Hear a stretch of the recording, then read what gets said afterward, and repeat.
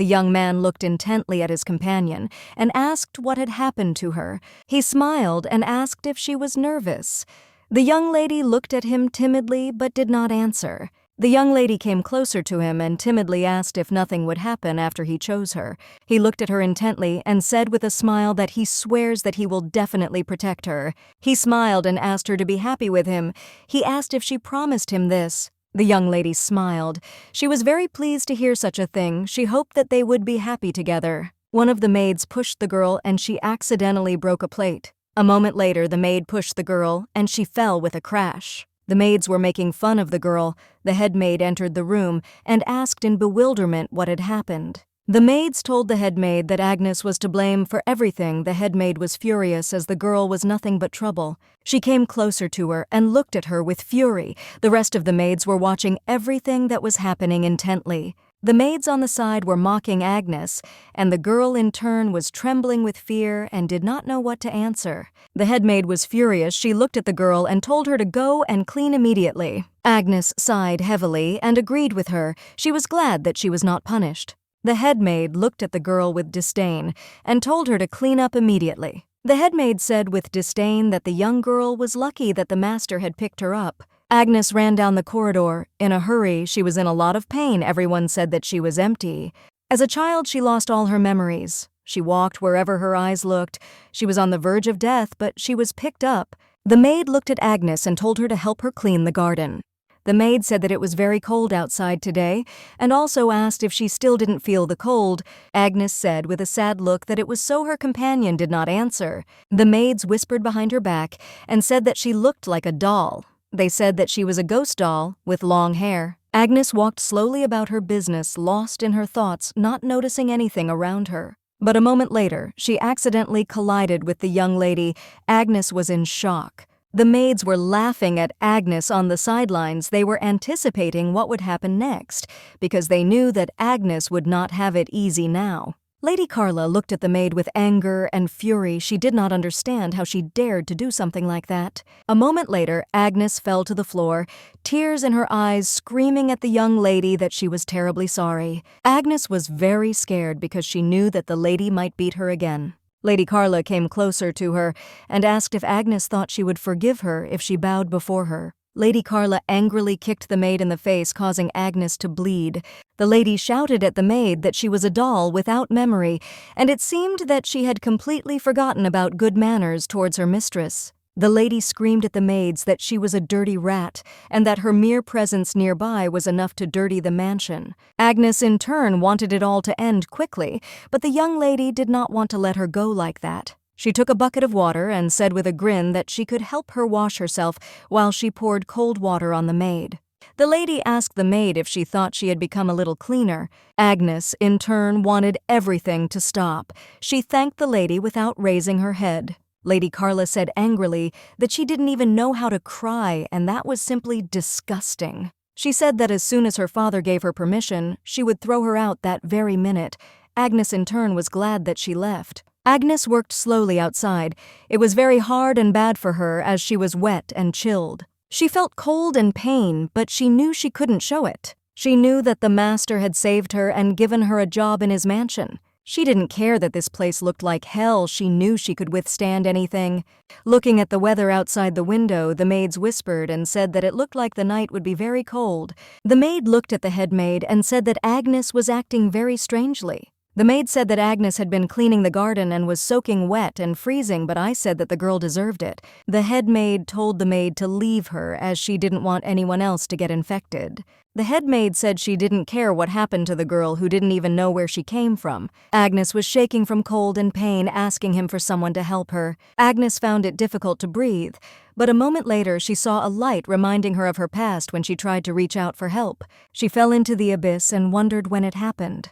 Memories came flooding back to her, and she saw the mansion burning in flames and her parents. The young girl was trembling with fear. She screamed and called for her parents, but all was in vain. The young girl ran hurriedly to her mother with tears in her eyes. She ran up to her mother and, falling down next to her, asked her to wake up. She screamed and called for someone to help. She couldn't believe that all this was happening to them. Her mother reached out to her and told her not to cry. The lady hugged her daughter and asked her to live and definitely find her happiness. She looked at her daughter with tender eyes and with a smile on her face asked her to live for them. Agnes woke up early in the morning. She was a little puzzled by what she had dreamed.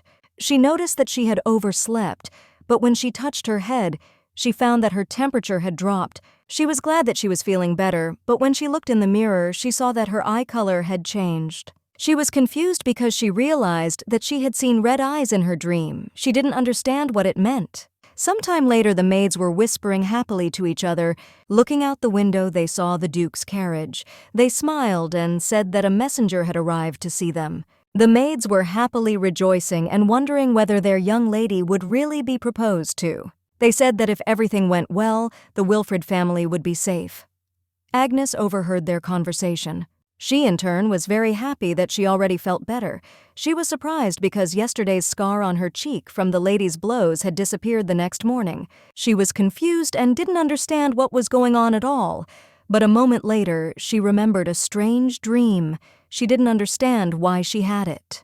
The lady, in turn, was very happy since the Duke's messenger had arrived and soon she would be proposed to. She was very happy and wondered who her future husband was. The young lady, in turn, was burning with curiosity. She wanted to find out about everything as soon as possible. As she passed by, she noticed a maid who was carefully washing the floor. She decided that she just needed to kill time until the news came. She approached the maid and said with a grin that she seemed to be safe. Agnes shuddered as she was very afraid of her mistress. Lady Carla said with a grin that she had heard that Agnes had a fever and nearly died. The maid in turn understood that she would be hurt again. She was trembling with fear. The lady looked at her and said that since she was alive, she had business with her. Some time later, the young lady took the maid and they went to the vault. She pushed the maid inside with a smirk. The lady looked at the maid and said that it would be ugly if such a dirty rat as she showed herself to the guests. Lady Carla said with a grin that her job was to sit indoors for quiet time. Lady Carla closed the door and Agnes was left in the dark and damp room. As she left, she said with a smile that she looked like she was able to kill time after all. She knew she had to go and talk to her parents. Now she was glad she had been able to deal with the maid. Meanwhile, the maid was screaming and knocking on the door, asking someone to open the door. The young lady entered the room with a smile on her face and called her parents. She noticed that they were worried and very sad, but she still wanted to talk to them. The madam looked at her daughter and called her. The young lady smiled and said that the whole mansion was already discussing this topic. She asked if the messenger had come to propose to her. She noticed that her parents were not in the mood. She looked at them with bewilderment. Her father said she was right, and the messenger brought a letter from the Duke. Looking at his daughter, he said that he had sent her asking for the hand and heart of the daughter of the Wilfrid family. The young lady was very happy about this. She looked at her mother with a smile and asked if she was now the Duke's wife. The young lady looked at her mother in bewilderment and asked what had happened. Her father looked at her and told her to sit down as he wanted to talk about marriage. He said that Duke Gilbert had asked for her hand Dedric's, who was a powerful man in the Eastern Kingdom. The young lady froze in fear. She was shocked by what she heard. She knew that the Duke was very mysterious and rarely showed himself in high society. Countless girls married him, but they all met a sad fate. Each and every one of them died mysteriously within a couple of months of their wedding, which is why he was nicknamed the Deadly Duke. The young lady was furious. She screamed that she didn't want to marry him. She screamed that she didn't want to die. Without looking at her parents, she asked what she had done to them that was so bad that they wanted to send her to him. The madam looked at her husband and said that their daughter had recently come of age, and it would be too cruel to marry her off to the Deadly Duke. He sighed heavily and said that he understood everything and therefore he did not intend to marry his daughter to the Duke. He said he would be glad to refuse, but rumor had it that everyone who opposed him was killed, and Madame said he was simply a terrible person. The young lady looked at her father and asked if he was going to sacrifice her for the sake of their family. He looked at his daughter and asked her not to cry. He said he already had a backup plan. The head maid looked at the maid who was shivering from the cold and told her to go out as the master wanted to see her. The head maid told the master that she had brought Agnes, and the maid looked at him in bewilderment. Carla looked at her father and asked angrily what the dirty maid was doing there. Looking at the maid, he said that she was the Duke's bride, as she fully deserved it. Carla was in shock with tears in her eyes. She furiously asked her father what he was talking about. Madame looked at her husband and asked if this meant that the maid would become Carla. He approached the maid and said that her real name was Agnes Wilfred and that she was his brother's only daughter. He looked at her intently and said that she was his daughter, Wilfridov, and the current bride of the Duke of Dedrix. Agnes looked at everyone present in surprise.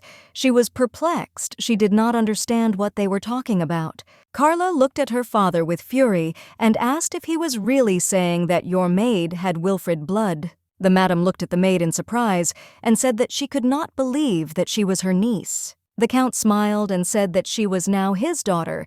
The young lady froze in bewilderment. He looked at everyone present and said that after the death of his younger brother, he, as the eldest, took her in as his adopted daughter. But due to circumstances, he had to treat her like a servant. The lady looked at her husband in bewilderment and asked why he did this. The count smiled and said that he would explain everything to them later, but now he wanted to talk to Agnes alone. The count looked at them and asked if they could go out.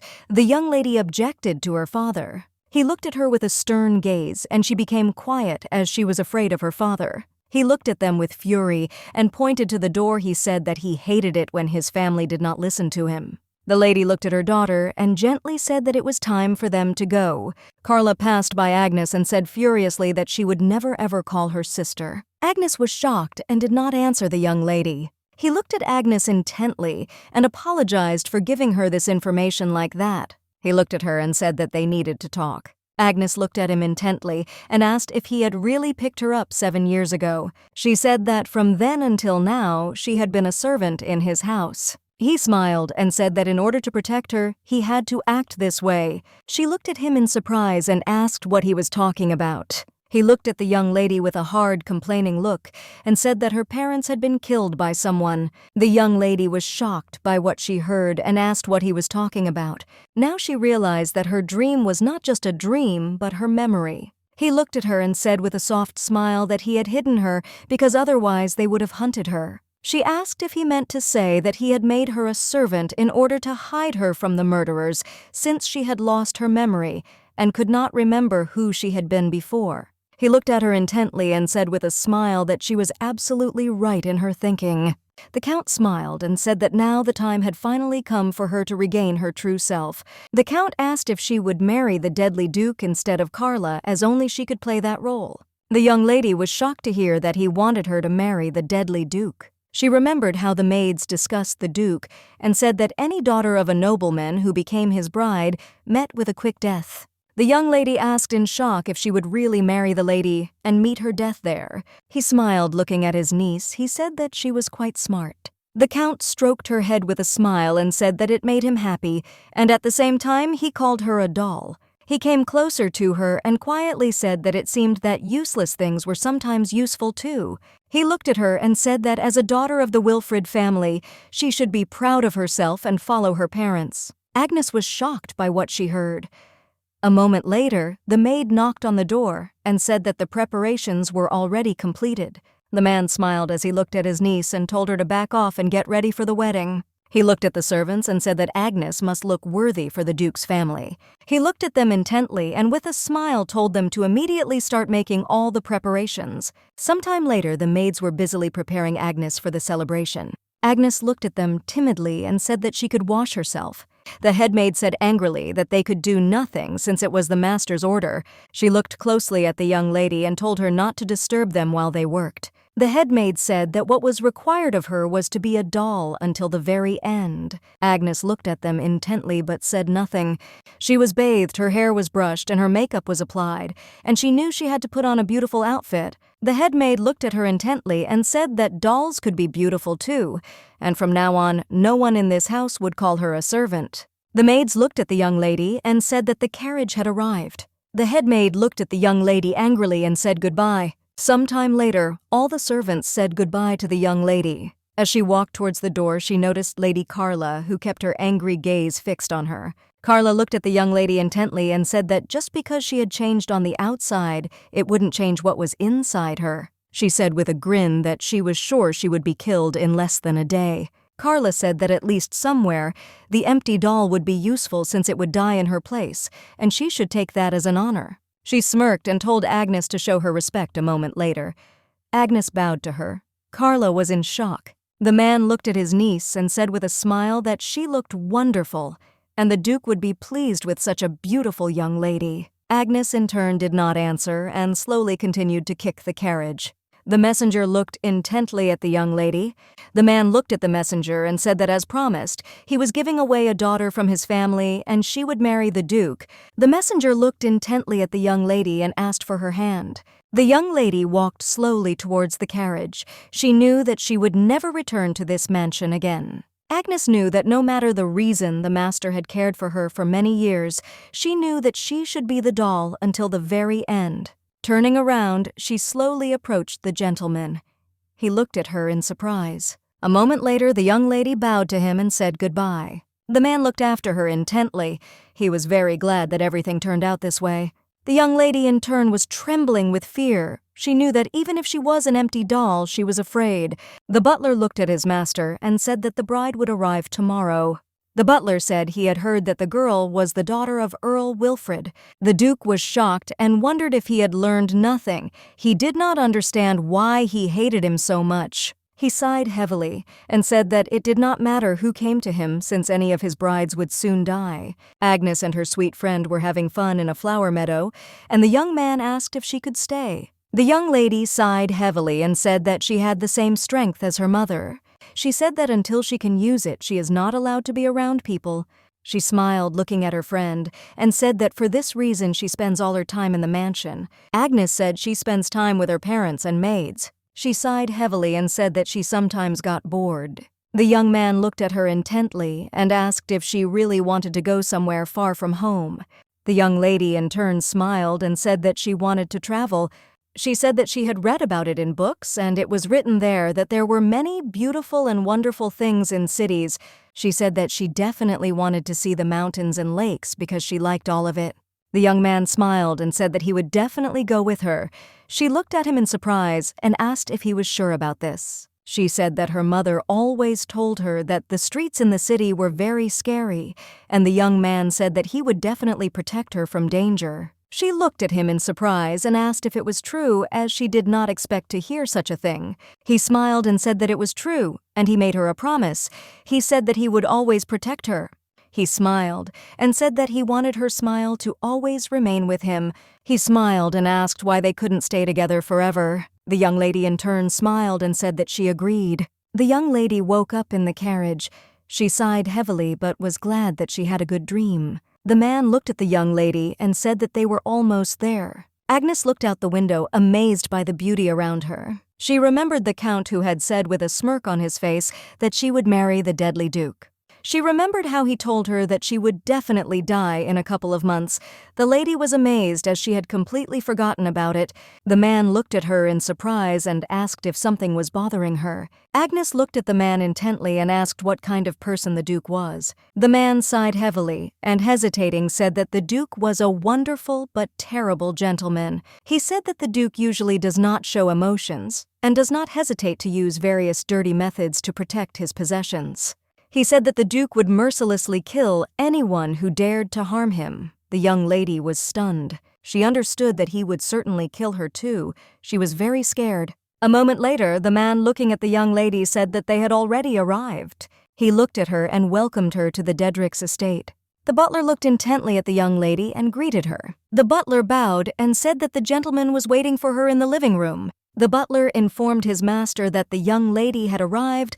Agnes slowly entered the room and saw the Duke. The young lady in turn froze in horror as she was very worried and afraid. Moments later, she bowed, introduced herself, and said that she was very pleased to meet him. The Duke slowly approached her and told her to raise her head. He looked at her intently and said that although he had forced her to marry him, he had no intention of marrying her again. The Duke said that it would be for her own good if she went home. The young lady froze in shock. She remembered how Lady Carla constantly humiliated her and shouted that she was useless. She remembered how the Count looked at her with contempt and said that he was disappointed in her. Agnes remembered how the maids neglected her and often punished her by locking her in a dark and cold place. She was in shock because the Duke told her to go back to that hell and rotten place. She was shocked as she realized that she was useless even for the deadly Duke.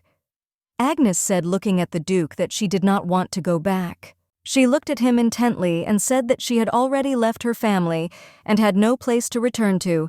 Falling to her knees, she said that since he didn't need her, he could just kill her here and now. The Duke looked at her in surprise and asked if she had really come here to die. Agnes sighed heavily and said that everything was correct and she was ready to accept her fate. The Duke looked at the young lady and said that he did not like killing people at all.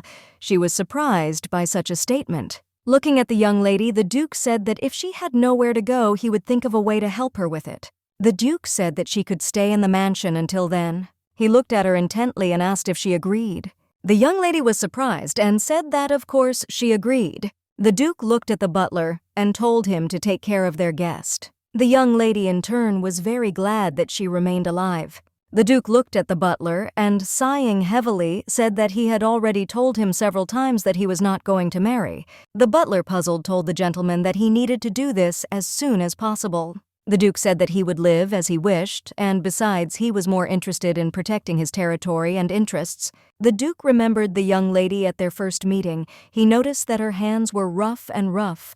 He asked the butler if she was really the daughter of the Wilfrid family. The butler told the gentleman that if he suspected anything, he would certainly contact the bride's family, but the Duke said that there was no need for that yet. The Duke remembered how she told him that since he didn't need her, he could just kill her. The Duke thought about everything for a moment. Looking at the butler, he told him to listen to his order. He looked at the butler intently and told him to find out more information about the young lady. The Duke was furious because he realized that the Count had decided to deceive him. He could not allow this to happen. The young lady, in turn, was in the estate and slowly pondering the situation. She remembered Lady Carla, who said that she was an empty doll. She constantly mocked her. Agnes, in turn, understood that such a role was clearly not for her. The butler knocked on the gentleman's door in a hurry. He was very puzzled. The Duke looked at the butler in surprise and asked what had happened. The butler hastily told the gentleman that the young lady was missing. The Duke was shocked and did not understand what he was talking about. He did not understand where the young lady could have disappeared to. The butler looked at the gentleman intently and said that he had already ordered the maids to find her. He remembered the young lady saying that since he no longer needed her, he could kill her. He knew she was ready to die. The young lady, in turn, was slowly cleaning the estate. The Duke looked at the young lady in surprise and asked what she was doing. Agnes froze in place as she did not expect the Duke to come to her. She looked at him closely and said that the windows from her room looked out here, and she saw how the wind had blown a lot of leaves and decided to tidy up a bit. She looked at the Duke intently and said that he had not given such instructions, so it was her initiative. He looked at her in surprise and said that this was the work of servants. He asked if she had really come here as a servant. He looked at her intently and told her to give him an answer to his question immediately. The young lady bowed and asked for forgiveness, saying that she should have asked his permission first. He looked at her closely and said that nevertheless she had cleaned a lot and she had done it all by herself. He wanted to thank her. She froze in shock as she did not expect to hear something like that. The young lady was amazed as no one had ever thanked her before. A moment later, a cold wind blew and the young lady in turn realized that she might get sick again. But a moment later, the Duke wrapped her in his cloak and Agnes froze in place. He looked at her intently and said that dinner would be ready soon. He asked why they didn't go back to the mansion. The young lady, in turn, froze in place. She was surprised and she felt very warm in his cape. Sometime later, they were both eating in the large living room. The young lady felt uncomfortable because she did not know how to use such devices. She knew that until now she had only used one device. The Duke looked closely at the young lady and said that the rules of etiquette must be respected. The young lady was in shock. She didn't know what to answer or what to do. But a moment later, he looked at her sharply and said that they were alone here, so she didn't need to bother her head with such things. The Duke said with a smile that she could eat as she wished. The young lady was surprised. She was pleased to hear such things. The Duke looked closely at the young lady and asked in surprise if she didn't like it. Agnes smiled and said that she had never eaten anything more delicious. The Duke smiled and said that he was pleased to hear it and also said that he would certainly pass on her words to the cook. After they had finished their meal for some time, the young lady looked intently at the Duke and called him. The Duke looked at her in surprise and asked what she wanted to ask. Agnes looked at him timidly and asked if they were really going to kill her after all. He looked at her in surprise and said that she still wasn't learning anything. He asked if she really wanted to die so much. Agnes looked him straight in the eye and said that she had been sent here for this very reason. The Duke looked at the young lady intently and said that if she married him, she would certainly die. Agnes looked at him in surprise and asked what he was talking about. The Duke in turn said that he was not going to marry, but she still had nowhere to go. He asked if this was true. The young lady looked at him intently and timidly replied that it was true. He said that she had come here as a request from him and nothing more. The Duke said that he would therefore find himself a new bride. She looked at him in surprise and asked what he was talking about. The Duke, not knowing how to convey the information to her correctly, sighed heavily and said that he always sent brides home. He said that if the bride came home again and said that she had been rejected, everyone would immediately start humiliating her. He sighed heavily and said that for this reason, he came up with the legend that he kills all his wives. The Duke said he wanted her to find someone she truly wanted to marry for love. The young lady looked at him in surprise as she did not expect to hear such a thing. He said that she should know that there is such a thing as a marriage of convenience. If they find out that the bride is alive, they will give her to another.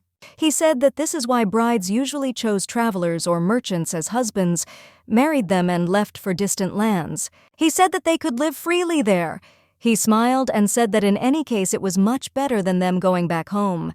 The young lady said timidly that everyone considered him a very frightening person. She remembered her uncle telling her that she should be proud of herself and follow her parents. She looked at him intently and said that when she met him in person, she realized that everything about him was just rumors. She smiled and said that, frankly speaking, she was very grateful to him since for the first time in her life, someone had looked after her. She looked at the Duke intently and said with a smile that he was a very kind man. A moment later, the Duke rose with lightning speed and slapped the table. She looked at him and asked for forgiveness.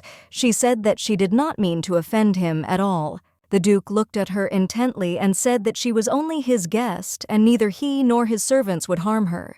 He looked at her sideways and said that she had better rest. A moment later, the Duke of Paths knew the young lady. The Duke in turn thought about the situation and the young lady. He understood that judging by her behavior, she was treated very coldly in her family, and they did not even take care of her upbringing.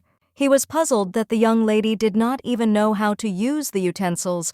The Duke walked slowly to his room but suddenly heard a noise. He heard the sound of crying coming from the young lady's room.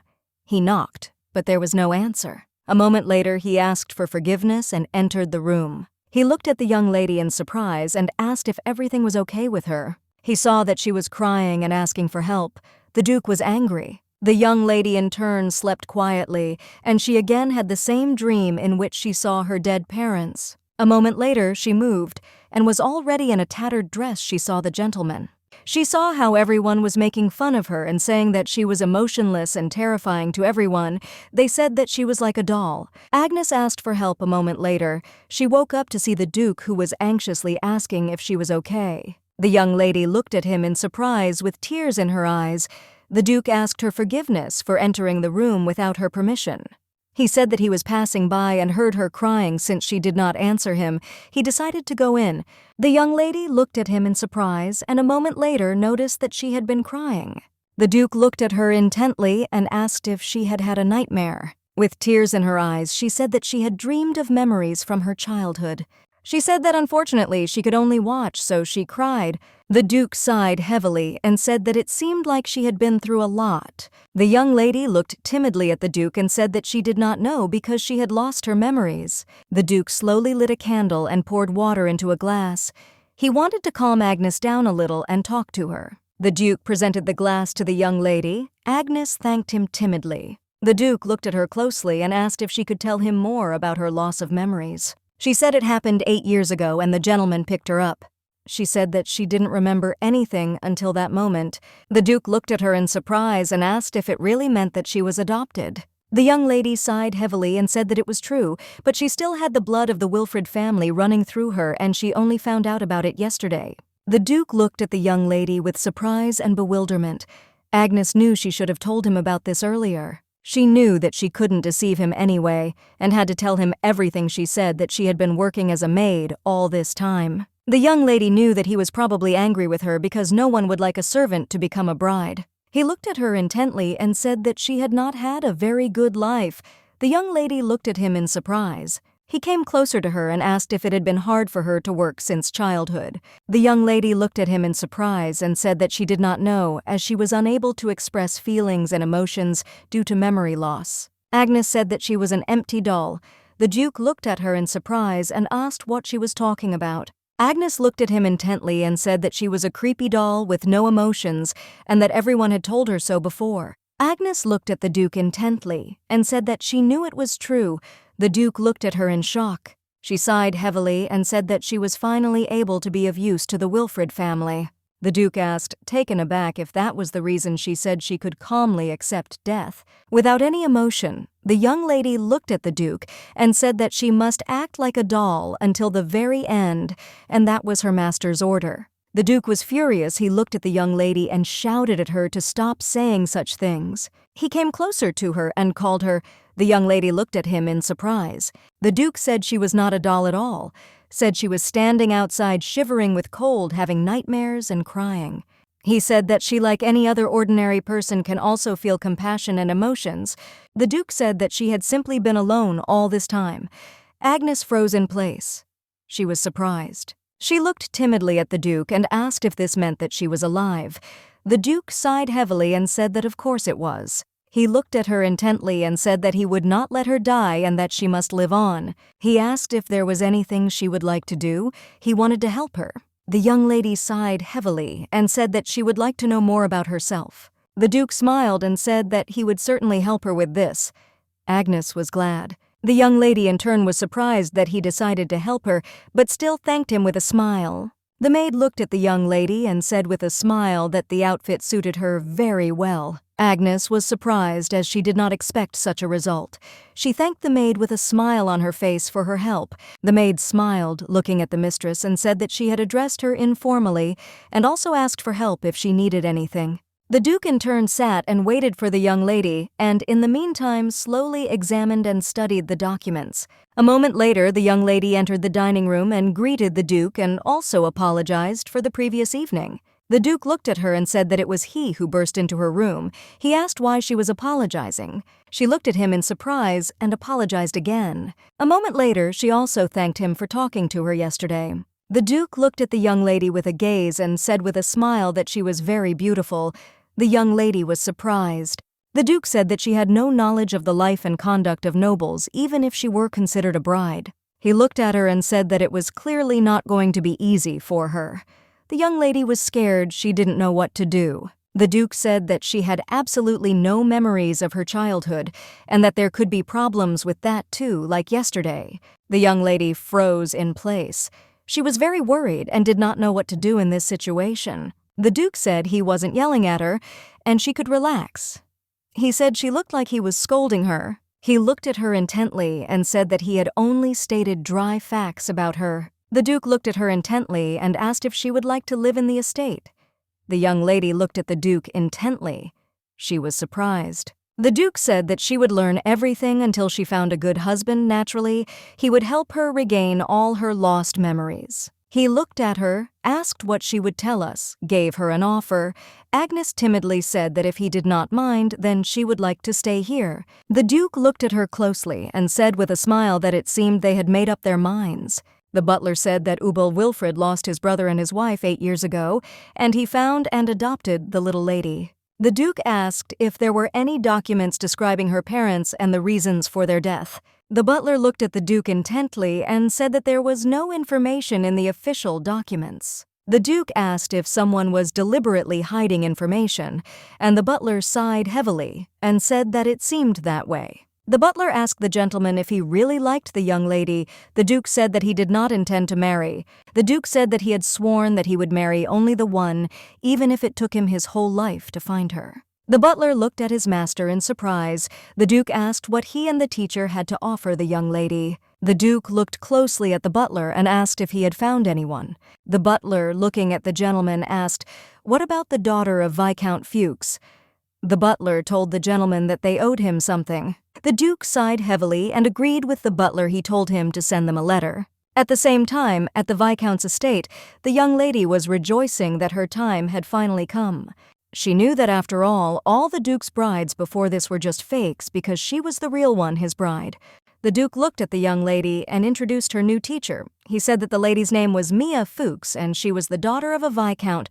Mia looked at the young lady with a smile and said that she was very pleased to meet her. Mia came closer to Agnes and said that she already knew that she had been through a lot. Mia said with a smile that she would do her best to make her a proper lady. She said that she was looking forward to working together. Mia looked at the young lady and asked if anyone had ever told her that she was a real beauty. Mia said that although they were teacher and student, they were the same age and could get along. The Duke looked at Agnes and told her not to overdo it with her studies. The Duke looked at Mia and said with a smile that he was counting on her. Mia looked at the Duke with a smile and said that everything would be done in the best possible way. As he left, the Duke smiled and told Agnes that they would see each other later. Agnes looked at the Duke intently and agreed with him with a smile. Mia looked sideways at the young lady with a smirk on her face and said that it was time for them to start their classes. Mia looked at the young lady with a smirk and said that first of all they needed to understand her level of knowledge, so they needed to take a small test. The young lady sighed heavily, but still agreed. She knew that she knew nothing about studying at all, and it would be difficult for her. Mia smiled, looking at the lady, and said that she would read a poem from this book, and she should try to write it down on a piece of paper. Mia said that this method is widely used to teach writing. She smiled and said that it brought back memories of her own childhood. The young lady sighed heavily as she herself had no memories of her childhood. Agnes looked at the teacher intently and asked for forgiveness. She would like to talk to her and explain her difficult situation. Mia looked at the young lady intently and said with a fake smile that it was not allowed to talk in class without the teacher's permission. And besides, they were already starting classes. Agnes looked hard at the young lady but said nothing. Mia in turn knew that Agnes would not be able to write a word because she did not have a proper education. She knew that Agnes had lost her memory and worked as a servant. Mia knew there was no point in training her like this. Mia knew that the Duke wanted to find himself a good wife and she would certainly help him. She wanted to get rid of a simple servant. She looked at the young lady with a smirk. As she did not see her as a rival, she did not understand what could be found in someone like her. Mia in turn felt sorry for the Duke. She wanted to quickly show the talentless side of the young lady and throw her out of the mansion. Agnes in turn was puzzled and did not know what to do since she had never read a single book. She wondered how she should hold the pen correctly. For a moment she froze as she felt a familiar sensation. She was surprised and did not understand what was happening. Mia smiled, looking at the young lady, and said that they were already starting classes. Slowly, she began to read a poem from the book. The young lady heard a familiar poem and froze in place. Suddenly, memories came flooding back to her. Madame looked at her daughter and said with a smile that today they could read the book.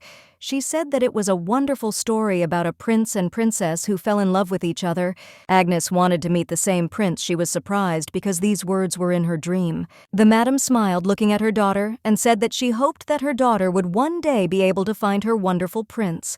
Mia, in turn, slowly read the poem. She sighed heavily as she realized that the young lady seemed to know how to write. She looked at Agnes and said they could take a break. Mia came closer to the young lady and said that she wanted to see what she had done, wondering if she had written anything correctly at all. Mia was shocked because she noticed that the young lady could write. She was furious because the girl lied to her, and even her handwriting was very beautiful. Mia was furious because Agnes didn't make a single mistake, even in a text that adults could make mistakes in. The young lady looked at the teacher with a surprised look and asked for forgiveness. Mia smiled a fake smile as she looked at the young lady and said that everything was fine. She said that she was the daughter of the Wilfred family, and it would be stupid to think that she couldn't write. The young lady, in turn, was surprised that she could write. But she just knew yes, but there is also speaking, and that it appeared unexpectedly as if it had always been there. Agnes was very happy because she realized that she was slowly beginning to remember her childhood. A moment later, Mia placed a stack of books on the table and said with a sly smile that they could increase the difficulty. Mia said that in order to become a fine lady, she needs to study hard, especially etiquette and art, as these are all mandatory components of any noble.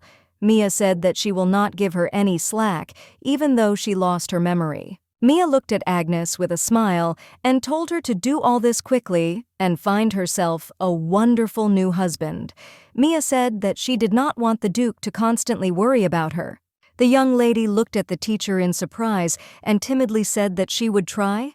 While Mia was resting, Agnes slowly and diligently studied all the information. A moment later, the Duke knocked at the door, and the young lady in turn was very glad that the Duke had come to them. Entering the room, he looked at them intently and asked how things were going with them. Mia smiled, looking at the Duke, and said that Lady Agnes had excellent basic knowledge, and if she was given a little time, she would be able to learn everything. The Duke looked at the young lady in surprise, as he did not expect to hear such a thing. The Duke looked at the young lady intently and asked if it was not surprising. He smiled and said that her problem was gradually being solved. Agnes looked at the Duke intently and said with a smile that she was also surprised. The Duke said that most likely when she lost her memory, she already had some basic knowledge. He looked at the young lady intently and said that he may not remember, but deep in her head there are still memories. The young lady looked at him intently and said that she thought the same as him. The Duke said that it was only the first day, and they still had plenty of time, so she didn't need to rush and learn everything at once. The young lady looked at the Duke with a smile and thanked him. She said that he did not need to worry about her. She smiled and said that she still wanted to learn everything as soon as possible. Mia in turn stood and watched their dialogue intently. She was furious as they were having a nice conversation. She did not understand why the Duke was so kind to her. She was furious, and this made her very angry. Mia knew the young lady was just impudent, and she didn't understand why Agnes was trying to apologize for everything. Mia wondered if the young lady didn't understand her situation. Mia was furious. She knew that if the girl didn't understand her situation, she would make her understand. She knew that she would soon be rid of it, and she would be near the Duke, but suddenly the Duke called her and she quickly put her thoughts in order. The Duke looked at the young lady intently and called her. Mia was very glad that the Duke was calling her and ran up to him at full speed. The Duke looked closely at the young lady. Mia in turn was embarrassed by such closeness. The Duke, looking at the young lady, said that she was too prejudiced against Agnes. He said that he understood that she was trying to do the best to educate her quickly, but still, he wanted her to be more gentle with Agnes. The Duke came closer to her and asked if she understood him. He said that if he saw too difficult tasks again, she would have only herself to blame. The young lady was surprised. She did not expect to hear such a thing. As he left, the Duke turned and looked at the young lady with a smile. He said that they would see each other at dinner. Agnes in turn saw the Duke off with a smile. She was very glad that he took care of her. Mia was very angry. She did not understand why the Duke treated her like that. Agnes looked at the teacher in surprise and called her. She did not understand her change of mood. A moment later, Mia came closer to her and pushed her away with fury. Mia looked at the young lady with a smirk and said that she had overdone it a bit. Agnes looked at the teacher in surprise. She didn't understand what had happened and why she was treating her like that. Mia smiled a fake smile and looked at the young lady and said that she wanted to ask her something. Mia asked if she was really going to take the Duke away from her. Mia said that after all, he already had a bride, and he had been looking for a long time. Agnes looked at the teacher in surprise.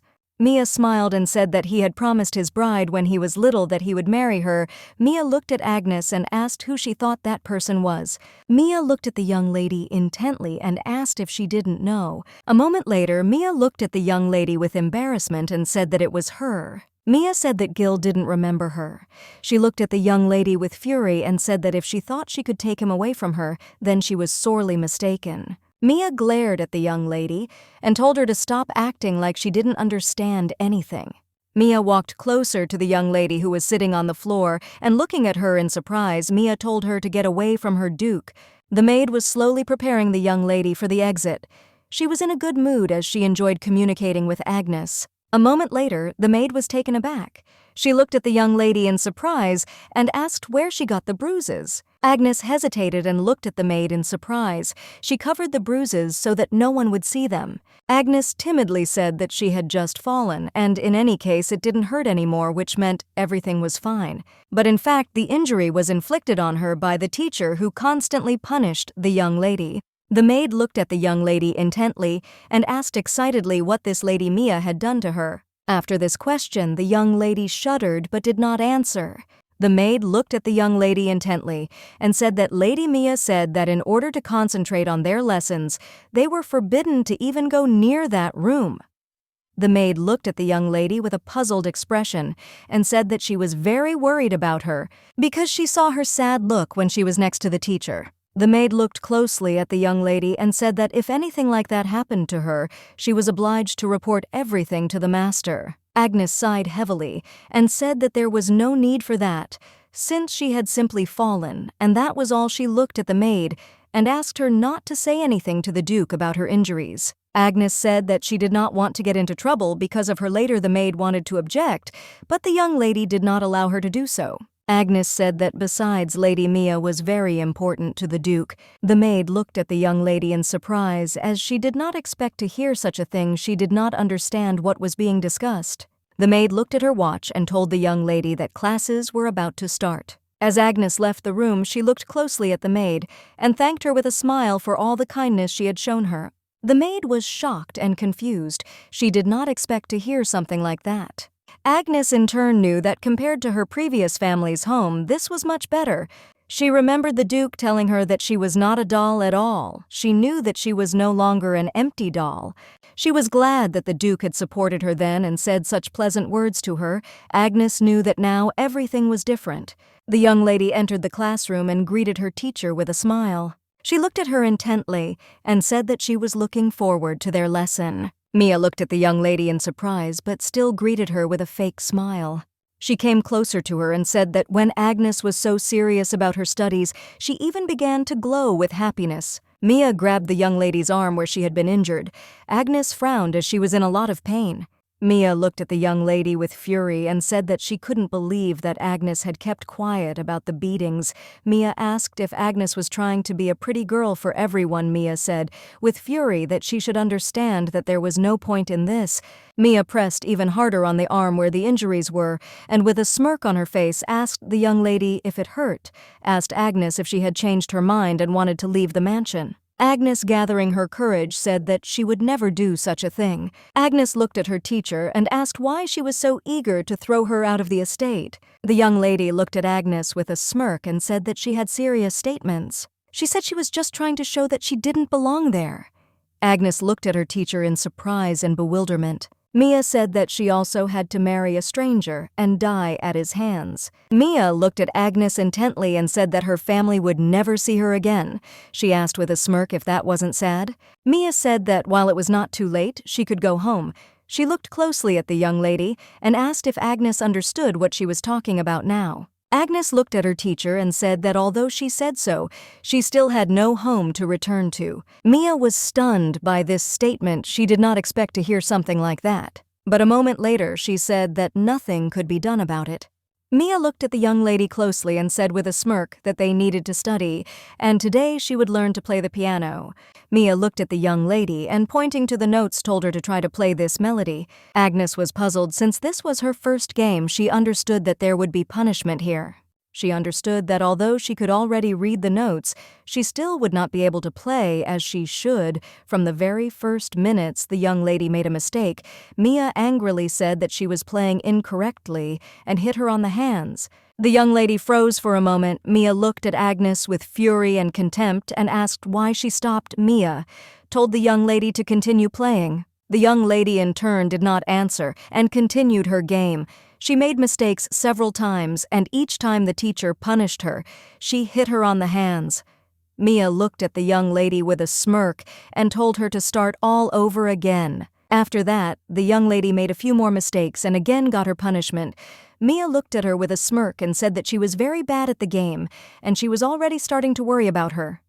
Mia said that they now need to move on to another subject. The young lady in turn looked closely at the sheet of paper with the task. She knew that she had studied for a long time and would certainly be able to solve this problem. She reached for the pen, but it fell out of her hands. She was in shock as her fingers were very sore after the lesson, and she could not even hold the first one in her hand. Mia looked closely at the young lady and said with a smirk that the time was up and they needed to look at the result. Agnes shuddered as she understood that she was going to be punished again. Mia looked at the young lady with a smirk and said that she had not solved a single problem. She looked at her with fury and said that she was just a blockhead. Mia looked at the young lady with a smirk and disdain and said that in that case there was no way she could become a true lady. Mia looked away from her in surprise and said that she did not understand at all why the Duke was so worried about her. Mia looked at Agnes with fury and asked if she had seduced the Duke. She said that she knew that servants had no pride. Agnes froze in shock. She did not know what to answer. Mia sighed heavily and said that she knew that the Duke was not so preoccupied as to climb under the skirt of the first person he came across. She said that it was simply out of the question. Mia looked at the young lady with disdain and said that she was also quite boring. Agnes was shocked by everything her teacher said. Agnes looked at her teacher intently and got to know her. Looking at her teacher, she asked if she could ask her something. Agnes, without taking her gaze off her, asked if she was really the Duke's fiancée. Mia looked at the young lady with anger and asked what she was talking about. She was shocked and did not expect to hear such a question. Agnes looked at the young lady closely and said that from the Duke's point of view, she was just another unwanted bride. She said that he listened to her carefully and was always ready to help her. Agnes looked closely at her teacher and said that she must have noticed by now how the Duke treated her. Agnes looked at the teacher in surprise and asked why he was treating her so casually if she said she was his fiancée. Mia, in turn, was burning with anger. She didn't know what to answer and looked intently at the young lady. Mia began to mumble something incoherently. A moment later, she said with a puzzled smile that it was all because of the promise he made to her as a child. She said that most likely the Duke had simply forgotten her face. Agnes looked at her teacher in surprise and asked if she still believed in the childhood promise. She looked at the teacher intently and asked if the Duke remembered about it. The young lady froze in shock. A moment later, she turned around and slapped Agnes across the face with fury. Mia grabbed some ink that was at hand and threw it at Agnes in anger. Mia was very angry. She screamed at the young lady to shut her mouth. The young lady, in turn, was slowly falling as the teacher hit her very hard. Mia looked at the young lady with fury and contempt and asked what she knew about her. She screamed that the Duke would definitely be hers. Mia screamed that the Duke would definitely be hers, even if he didn't remember that she was his true bride. She looked at the young lady with fury and asked her if she knew how long she had been waiting to meet him. She was furious because he still did not notice her. She screamed that instead of being with him, she was now training some incompetent girl on his orders. She screamed furiously that the young lady was just stupid. Agnes looked at her and told her to stop. Mia looked at the young lady in surprise and asked what she was talking about. Agnes looked closely at her teacher and asked her not to insult the Duke anymore. You too. At that time, she changed her face and changed her appearance. Her eyes changed color, and her hair became lighter. Mia noticed that the young lady had started to puff early. She was shocked by the young lady's changed appearance and screamed in a trembling voice that she was just a monster. Suddenly, the young lady was illuminated by light, and her wound on her forehead slowly began to heal. Without looking up at the teacher, she said that she didn't care what she thought of her. Mia was in shock. She was shaking with fear because she did not understand why the young lady's wound began to heal. Agnes stood up and looked intently at her teacher. She asked her not to insult the Duke anymore. Mia and she were very scared and screamed for Agnes not to come near her because she was a monster. Mia ran out in a hurry and screamed for someone to help her. Agnes looked intently after the running teacher and said that she did not care who she complained to since she was sure that the Duke would listen to her anyway. Agnes said that when the Duke found out how she had treated her, she would be in trouble. Agnes looked at the teacher intently and said that she no longer intended to hide the truth. Mia ran out of the room and said angrily that classes were over for today. She was very scared. Agnes in turn thought for a moment about what Mia had said. She thought that maybe it was true, and the Duke simply didn't remember anything. The young lady in turn thought that she had threatened her teacher in vain. She looked in the mirror in surprise because her appearance had changed. She was surprised she did not understand what was happening. The young lady sat looking out the window and pondered the situation. She was surprised as her eyes and hair had changed like last time. She was puzzled. She didn't know what was happening to her. A moment later, the Duke entered her room and said with a smile that her teacher had gone home early that day. The young lady looked at him in surprise, as she did not expect him to come to her. The Duke looked closely at the young lady and with a gentle smile said that if she did not get along with her teacher, she could tell her, and he would immediately find her another teacher. Agnes, in turn, did not want to cause him any trouble, and thanking him for his concern, said that there was no need for it. She smiled and said that everything was fine. Agnes looked at the Duke intently and said with a smile on her face that she was no longer a doll and that she had a good relationship with the teacher. She, in turn, wanted to figure everything out on her own. She was very glad that for the first time she was able to respond with dignity and fight back against her offender. The Duke looked closely at the young lady, but did not answer. A moment later he looked at her closely and said that she could do as she knew he was surprised, and said with a smile that she had changed a lot in such a short time. The young lady was very happy to hear such a thing from the Duke. She looked at him with a soft smile. The Duke looked out of the window and saw that the weather was fine. He asked the young lady why they didn't go horse riding tomorrow. He wanted to lighten the mood a little. Looking at Agnes, the Duke told her not to worry so much as he would certainly show her how to ride a horse properly. The young lady looked at him in surprise. She thought for a moment, as she had bad memories of horses. The young lady was slowly cleaning the garden, but suddenly someone called her. The young lady looked at the maid with a smirk and told her to come to her for a second. Agnes looked at Lady Carla in surprise. She was very scared. Lady Carla said with a grin that she had accidentally dropped the book when she got out of the carriage, pointing to the book to the lady and telling the maid to come and pick it up. The lady told the maid with a grin that if she did not hurry, the horses would certainly trample the book, which in turn was very valuable. Agnes slowly went to carry out the order. Everyone present watched Agnes closely with grins on their faces. Agnes slowly bent down to pick up the book. She was very afraid, but she still knew that she had no choice, and she had to do it. She didn't have time to reach the book when suddenly the horse reared up in anger. Agnes looked at the horse. In fear, she saw only one of its hooves. The horse struck her. The young lady stood with her teacher near the stables. Agnes, in turn, was very worried as she was very scared of horses, but she knew that today the Duke would be next to her. Mia looked at the young lady with fury. She knew that Agnes was a real monster. She didn't understand how Agnes could be so calm after last night. The Duke came closer to them and with a smile asked Agnes's forgiveness for keeping her waiting. A moment later, he looked at the young lady in bewilderment and asked what was wrong. Agnes looked at him in surprise and said that everything was fine. Mia, in turn, hurriedly approached the Duke. The young lady looked timidly at the Duke and said that it seemed that Lady Agnes was a little afraid of horses. The Duke looked at all the ladies present in surprise and asked if this was true. Mia knew that now was her chance to speak to the Duke in such a manner. She was very pleased with herself as she had mixed the stimulant into the horse's feed. She knew that the show was about to start, as they would immediately go wild. She knew that as soon as she mounted the horse, she would certainly lure the Duke after her, and this woman who did not know how to ride would fall under the hooves of the terrible horse. She knew that she had to immediately save her lover from the monster.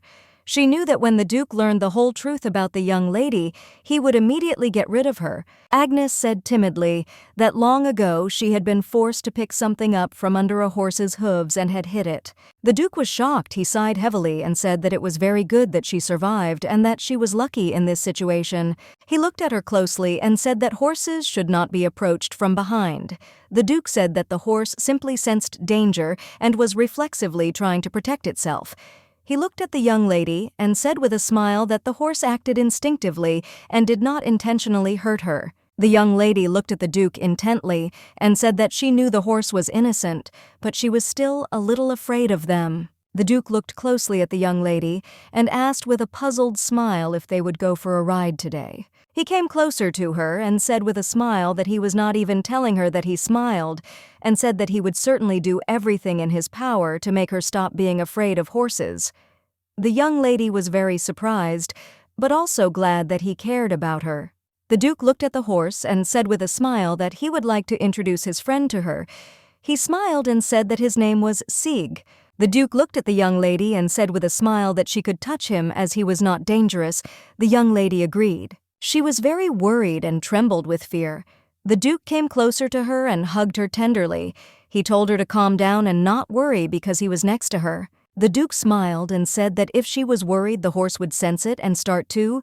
He said that she should be braver, since no one was going to attack her. The young lady sighed heavily and collected her thoughts. A moment later, she walked up to the horse and stroked him with a smile. She said she was looking forward to working with him today. The Duke smiled as he looked at his companion and said that he seemed to like the young lady very much. She came closer to him and stroked him with a smile. She said that the horse was very cute. Mia came closer to them and said with a smile that the Duke had a very beautiful horse. She smiled and stepped between the two of them. She said that she would also like to say hello to the horse. But unexpectedly for everyone, the horse reared up. The Duke was surprised as he did not expect this. The Duke looked at his friend in surprise and called him, but a moment later they turned away towards the noise and saw that the horses had rebelled. Mia, in turn, looked at the horses with a grin, as she was glad that the show had begun. The Duke hastily shouted to the young ladies to run to the mansion immediately. Mia knew that anyone who didn't manage to escape would immediately become an easy target for the maddened horse. She looked at the young lady with a smirk because she knew that she would die here and now. Mia accidentally pushed Agnes. Agnes, in turn, shouted at the Duke as she was excited. The young lady was very frightened as she saw the Duke's enraged horse flying towards her. Mia was in shock. She was very scared because a horse was running towards her lover. But a moment later, the young lady pushed the Duke away. The Duke was shocked as he did not expect such a thing. Agnes decided to take the blow steadfastly. She looked intently at the horse that was racing towards her. The Duke stood frozen in shock as he looked at the young lady who was falling before him. He shouted at her in rage, but unfortunately he did not hear a response. A moment later, he picked her up in his arms. Mia screamed in horror. She was in shock because she did not expect that everything would turn out this way. The men came to the young lady in a hurry and asked her to calm down. Otherwise, the horses might go crazy again. The man shouted that she needed to be taken to the mansion. The young lady in turn shouted that she was very scared, and she was very afraid. She called for the Duke. She looked at the Duke intently and screamed furiously, but he did not answer as he was busy bandaging the young lady's wound. With tears in her eyes, she screamed that she had also suffered. She screamed and called for the Duke, but all was in vain. She saw him leaving with the young lady in his arms. She screamed that she was also very scared and that she was afraid. She looked after the Duke in bewilderment, because she did not understand why he did not choose her. She was furious because she knew that this was not a woman, but real monsters. The Duke looked at the young lady with puzzlement and intentness. He saw that she had a serious wound. He was agitated and did not understand why she did this. Sometime later, the maids looked after the young lady with tenderness and care. The Duke looked at the man closely and asked if there was anyone else who had been hurt in the skirmish with the horses. The man looked at the gentleman closely and said that only the young lady had been hurt, as the horses had calmed down, and there was no cause for concern. The man looked at the gentleman closely and said that evidence had been found that some sort of stimulant had been added to the food. The Duke frowned for a moment and sighed heavily, saying that there was a possibility that an attempt had been made on his life. He looked at the man and said that the investigation needed to be continued. The man said that he would certainly do everything. Meanwhile, the Duke was thinking about the whole situation. He did not understand why the young lady protected him but suffered herself. He knew that when they first met, she was already prepared to accept death at his hands.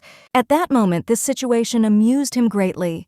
Mia walked up to the Duke quietly and asked with fury if that girl was really that important to him. The Duke shuddered as he didn't expect the young lady to come to him. Mia looked at the Duke intently and asked if that girl was more important than his bride. The Duke looked at the young lady in surprise and asked what she was talking about. Mia asked the Duke about the promise they made to each other in childhood. The Duke looked at the young lady in bewilderment and asked what she was talking about. The young lady came closer to him and said with a smile that if he could not remember her, she would certainly help him. A moment later, she touched his face tenderly and said with a smile that she was the bride he had been looking for a long time. She looked at him intently and said that it was she back when they were little. Mia said with a smile that when they were children they would exchange glances without saying a word. She smiled a soft smile and said that they had made a promise to each other about their engagement. The Duke looked at the young lady in surprise. He looked at her intently, pushing her hand away. He said that he had actually met her when he was a child. He said they were just sitting together at a table where adults were talking. He looked at the young lady with surprise and puzzlement and asked her if she really thought it was an engagement. The young lady looked at him closely and said that he seemed to remember poorly as it had been a long time ago. She said that at that time she was the only pretty girl around him, and he wanted to get engaged to her.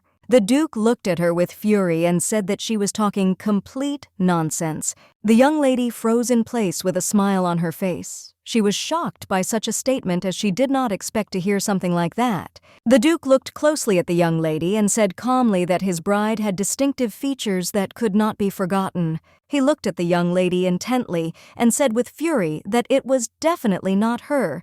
Mia was shocked as she did not expect to hear such an answer from him. The Duke sighed heavily and said that his bride was special to him. He said that, frankly speaking, he did not like it when he was confused with someone else, but if she would correct this misunderstanding immediately, he would forgive her. The young lady rushed towards him in a rage and shouted that she loved him. The Duke was furious at such insolence of the young lady. Mia looked at the Duke and said that even today she protected him from Agnes. She screamed that the young lady must be gotten rid of immediately, as she was a real monster. The Duke looked at the young lady with surprise and bewilderment and asked what she was talking about. A moment later, he pushed her away and asked angrily if she had put something in the horse's food. Mia was in shock as she realized that she had been exposed and punishment would be inevitable. She timidly began to mumble something and said in a puzzled tone that she did everything for him. The Duke looked at her with fury. He was very angry because she had put them all in great danger. He approached her and said that he had chosen her as a teacher because he thought Agnes would be comfortable with someone her own age.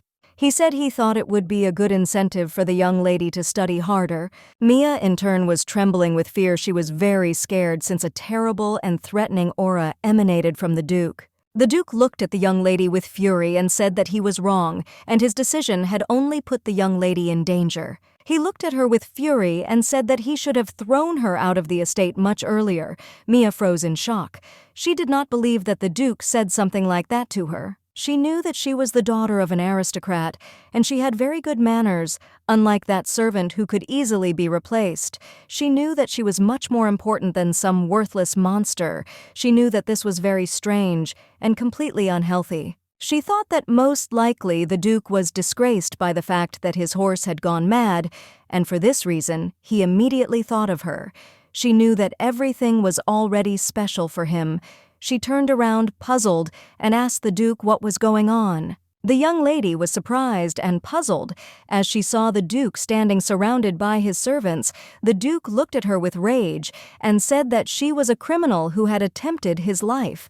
He ordered the servants to seize her immediately. The young lady was stunned. She froze in bewilderment at this statement, looking at the Duke as she could not believe everything that was happening. She screamed that they should not touch her. Mia, in turn, screamed at the Duke with tears in her eyes and asked him to listen to her. She screamed that she would never go that far again. She looked at him intently with tears in her eyes and said that she swears this to him. She lay on the floor and, bursting into tears, screamed at the Duke and begged him to stay with her. She knew that if he stayed with her, he would not be able to resist her charm. She looked at him intently as she knew he would support her. The Duke of Ye, in turn, looked at her with disdain and asked if she really thought he would fall in love with her if she just stood there. The young lady hesitated as she was surprised that he said that she wondered if he could read minds. The Duke looked at her intently and said that he had great respect for Agnes, who had risked herself to protect him. He looked at her with fury and said that she simply ran away from responsibility. The young lady looked intently at the Duke. She was trembling with fear. The Duke said furiously. What he thought his answer was now clear as he left. He cast a furious and cold look at her. He said that if she caught his eye again, he would certainly take her life like a true Duke of Death. The Duke said that the young lady in turn called Agnes a monster, but she was the one who looked the most like a monster here. He looked with contempt at the young lady who lay on the ground and said that she was a disgusting monster. The doctor looked at the Duke and said with a smile that fortunately the young lady's life was no longer in danger, and she was already recovering, so she should wake up soon. The Duke sat quietly in the young lady's room and watched her intently. The Duke looked closely at Agnes and noticed that the bandage on her forehead had loosened a little. He looked at the young lady with a gentle smile and asked if she minded if he rebandaged the bandage. He said he wanted her to wake up as soon as possible. After removing the bandage, he froze in surprise. He was surprised because he noticed that the wound had healed. The Duke, in turn, looked intently at the young lady. He did not understand how fat she could disappear so easily. But suddenly memories came flooding back to him, and he saw a young girl who said that everything was fine and that she would definitely help him. He remembered her beautiful blonde hair. He was surprised because she looked very beautiful. The young man froze looking at the young lady who was next to him. She in turn said that she would certainly help him. The Duke sighed heavily and told himself that this simply could not be. Sometime later, Agnes finally woke up and looked around the room in surprise. She didn't understand where she was. A moment later, she remembered that a horse had hit her. The young lady in turn thought that she had been brought into the room so that she would not interfere. The Duke looked at the young lady with a heavy sigh and said with a smile that he was very glad that she had finally woken up.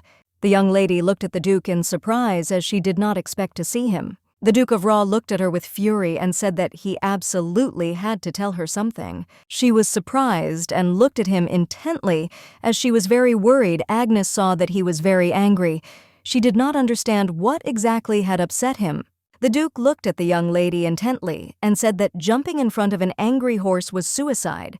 He was furious and did not understand why she did such a thing at all. The young lady sighed heavily and said that her body jerked and she thought that he might get hurt. He sighed heavily and said that he was able to protect himself. The young lady timidly said that if he had been hurt, everyone in the mansion as well as Mia would have been very sad. The Duke looked at the young lady in surprise and asked what Mia had to do with it. He was puzzled and did not understand why she suddenly started talking about her. The young lady looked at him in surprise and timidly began to say something. She asked if she could say it. He looked at her in surprise and asked what she was even talking about. The young lady sighed heavily and said that she was very important to him. The Duke sighed heavily, looking at the young lady, and said that she was not his fiancée. Agnes was surprised by the Duke's statements. The Duke said that the young lady had made it all up. He looked at Agnes with a puzzled expression and said that he had made no such promise to her. In turn, at first she thought so, but her teacher was very convincing. She was confident in her words, so Agnes doubted her rightness. The Duke looked at the young lady with anger and said that because of her selfish beliefs Mia committed a crime. He was very angry. The Duke said that such a thing would not happen again. Agnes looked at the Duke in surprise. The Duke came closer to the young lady and called her. He looked at her tenderly and said that it was true that he was looking for his lost bride. He sighed sadly and said that it was not Mia at all. One lady in turn timidly asked him for forgiveness. The Duke, puzzled, said that she had no need to apologize to him since it was he who should apologize. He said that unfortunately it was he who appointed the young lady as her teacher. The Duke said he was very sorry he had put her in danger. The young lady was taken aback and, looking at the Duke, said that he did not have to apologize to her since she was completely fine. The Duke looked closely at the young lady and said tenderly that he wished she would take better care of herself. The Duke said sadly that he was horrified when he saw her bleeding. He said he couldn't imagine her getting hurt. He looked at her and said tenderly that she had to imagine that someone important to her would get hurt. He said that she would be very sad. The young lady in turn was surprised as she did not expect that she was important to him. She remembered how he said with a smile on his face that he would not let her die and she would live on. Then he asked her if there was anything she wanted to do. She looked at the Duke intently and said with a smile that she was very glad that he was safe. The Duke smiled and said that he was perfectly fine and also thanked her as he was very worried about her. The young lady looked at the Duke and said with a smile that he didn't need to worry about her at all. She said that her wound would surely heal quickly. The Duke looked at her with puzzlement and surprise. The Duke was puzzled as he knew that this was too fast for such a wound. He did not understand how this was even possible, and suddenly memories from his childhood came flooding back to him. The Duke looked at her closely and asked if she could keep it a secret, that she was recovering quickly. The young lady was surprised as she did not expect to hear such a thing. The Duke gave her, but her lady, a serious look and said that she must promise him this. Suddenly she remembered her mother who told her that she should keep her abilities a secret. She said with an embarrassed smile that she understood everything and would keep everything a secret. The Duke smiled and said that in return he would promise her something. He looked at the young lady intently and said that from now on he would erase all the sparks that would fall on her. She froze in surprise as she did not expect to hear such a thing. The maid smiled as she looked at the young lady and said that she was very glad that Agnes had recovered in just a few days. Agnes smiled timidly at the maid and asked her forgiveness for making her worry about her. The maid smiled and said that it didn't matter at all, and the main thing was that she was alive and well. The maid looked closely at the young lady and said that the Duke was waiting for her outside. The Duke looked hard at the young lady and said that he thought it would be a terrible thing if she did come to hate horses. The young lady touched the horse tenderly and said with a smile that she was very glad to see him again. The Duke smiled as he looked at Agnes and said that it seemed he had worried in vain. A moment later, the Duke mounted his horse with lightning speed. He smiled at the young lady and said that she could climb on and they would ride together. The young lady agreed and grabbed the Duke's hand, and with lightning speed he helped her onto the horse. The Duke smiled and said that everything would be fine. Since he was next to her, he quietly whispered in her ear that they would move slowly. The young lady in turn was very embarrassed by such closeness. The Duke looked at the young lady with puzzlement and asked me if she was afraid. Agnes said that she was not afraid at all. He smiled and said that then they could speed up a little. The Duke looked at the young lady with a smile and said that they had already arrived at the place so she could open her eyes. The young lady in turn slowly opened her eyes and froze in amazement. She was shocked because she saw a beautiful landscape. She saw a meadow with beautiful and luxurious flowers. The Duke looked closely at the young lady and said with a smile that he wanted to show her this place. The young lady smiled, looking at the Duke. Agnes was very grateful to him. She said with a smile that the place was really very beautiful. The Duke looked at her intently and said that he was very glad that she liked it. The Duke sighed heavily and said that he was actually thinking about her new tutor. He said that the next teacher would definitely be on her side. The Duke said he was needed someone who was well informed about the peculiarities of his mansion and flexible in some way. The young lady in turn understood that if she had a new teacher, she would need to study more. She knew she had to do this to be a worthy bride. The young lady sighed heavily and said that she would be glad to have any mentor. The Duke smiled and said that since it did not matter to her, then he would become her mentor. The young lady froze in place as she was surprised. She didn't expect to hear something like that. The Duke looked at her in surprise as he did not expect such a reaction from her.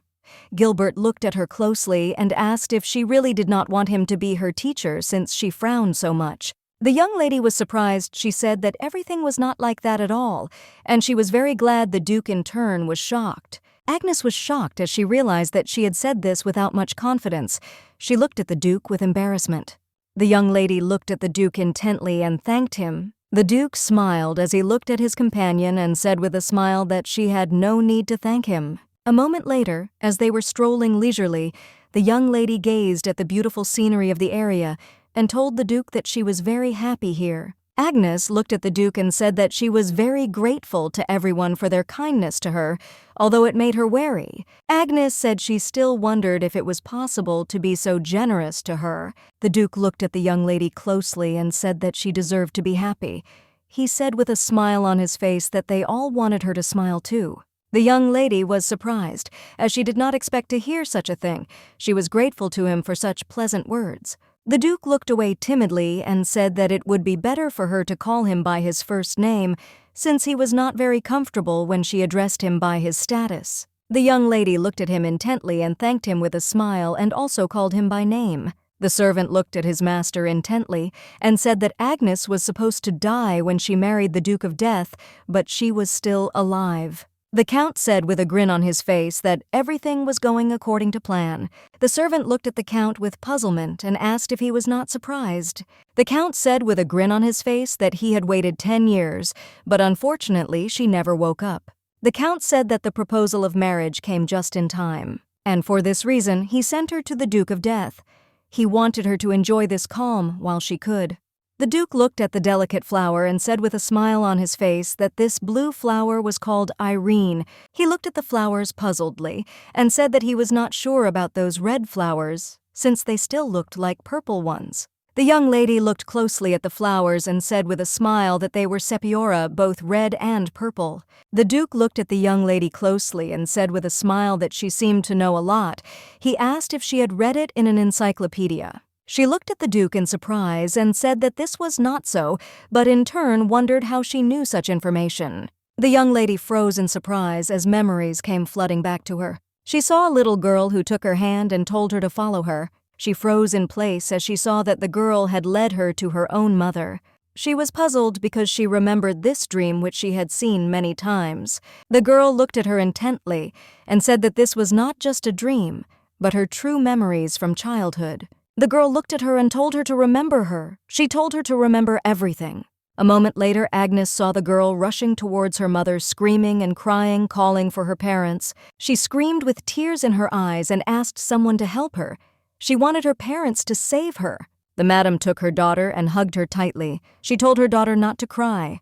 The girl looked at her mother and asked what happened. The madam looked intently at her daughter and said that the man was thirsty for their death, and he wanted to make her his puppet. The lady looked at her daughter intently and said with a smile on her face that everything was fine and she would not allow him to do this. The madam said that they would definitely cast a spell on their daughter so that she could grow up happy. A moment later, the young lady saw that Madame had fallen lifeless to the ground. The girl was crying and calling for her mother. Agnes was in shock. She couldn't help believing what she was seeing. The man approached the young girl and told her with a smirk that it was all her fault. He said that her parents were already dead and her little friend was also hurt. He came closer to her and said with a smirk that it was all her fault, because if she had calmly gone with him, then nothing like this would have happened. The young lady was shocked as she realized that this was her past. Now she knew that her parents were no longer in this world. The young lady looked at the girl and said that it looked like she was her as a child. The girl sighed heavily and said that it was so and also called the young lady to follow her. The man looked at the girl with a grin and said that he finally got her. He was glad and looking at the young lady with a grin said that now she was his. He shouted that her power was now in his power. The young lady in turn trembled with fear and cried. He screamed that she was his property, taking her hand. He pulled and made a cut on her hand. A moment later, a bright light illuminated the young girl and her wound healed. The man said with a grin that he was very glad as he had been looking for her and her miraculous power for a long time. The young lady turned away as she could no longer bear to look at this terrible spectacle. A moment later, she noticed that the girl's wound had healed. The man in turn burst into hysterical laughter. He said that if he took possession of her, he would become the savior of this world. The young lady in turn was breathing heavily as she realized that terrible things had been done to her in the past. The girl looked at the young lady and said that her mother protected her. Agnes looked closely at the girl who was in the cage and noticed that her hair had changed color. The little girl looked at the young lady and said that her mother imprinted their powers so that she could live a normal life. Agnes looked at the girl and asked if she had really lost her memories after this situation. The girl said that this was not true at all. Agnes was surprised and did not understand what had happened. Unexpectedly for her, it became very painful. She was in shock and did not understand what was happening at all, because suddenly she found herself in her child's body. The man looked at the girl with fury and asked what was going on. The girl looked at the man confused and frightened, but a moment later he injured her and cut her arm. The man was furious because the girl's wound was not healing early. He shouted that this simply could not be. Agnes was in shock because it was very painful and she wanted it all to stop. The man was furious because he could not understand why her strength was gone. He screamed that he would not allow this to happen. He screamed in rage that this simply could not be. The man screamed that her power belonged to her. He was very angry and struck her with rage. The young lady fell down. She was in great pain and trembling with fear. The man in turn continued to shout at her with rage. A moment later, he angrily grabbed her by the hair and told her to forget everything that had happened earlier. He screamed that she would live here as a doll until the day her power returned. He looked at her with fury and contempt and said that this was her punishment. The young lady was in shock and cried as she realized what she had been through. The Duke looked at the young lady with surprise and bewilderment and called her. He extended his hand as he wanted to touch her. The Duke asked in surprise what had happened to her. but the young lady in turn saw only a ghost of the past. She was shaking and crying, and unexpectedly for her eye color changed. The young lady pushed the Duke away in a hurry and ran to the side. The Duke was shocked because he saw her true eyes. The young lady in turn ran and screamed at the Duke not to come near her. She was in shock. She was in great pain and fear. The Duke screamed and ran after her. He shouted at her to be careful, but the young lady did not listen to him and continued running. But suddenly she tripped and fell. The young lady fell into the water and slowly sank to the bottom. Now she realized that she had lost everyone. She thought it was her fault. She was very cold and she could hardly breathe. She understood that a little more and everything would end. But suddenly she saw the Duke's eyes. He grabbed her hand. The Duke pulled the young lady out of the lake with lightning speed. He was in shock and called out to her. He looked intently at the young lady and called out her name, but she did not respond. A moment later, she looked at him intently and surprised and finally responded. He looked at her in surprise as he noticed that her eye color had changed again. Some time later, the Duke lit a fire and, looking at the young lady, asked what had happened to her. He was puzzled by the situation and asked if she was okay. The young lady said she was fine and also asked for forgiveness. She said he was soaking wet because of her.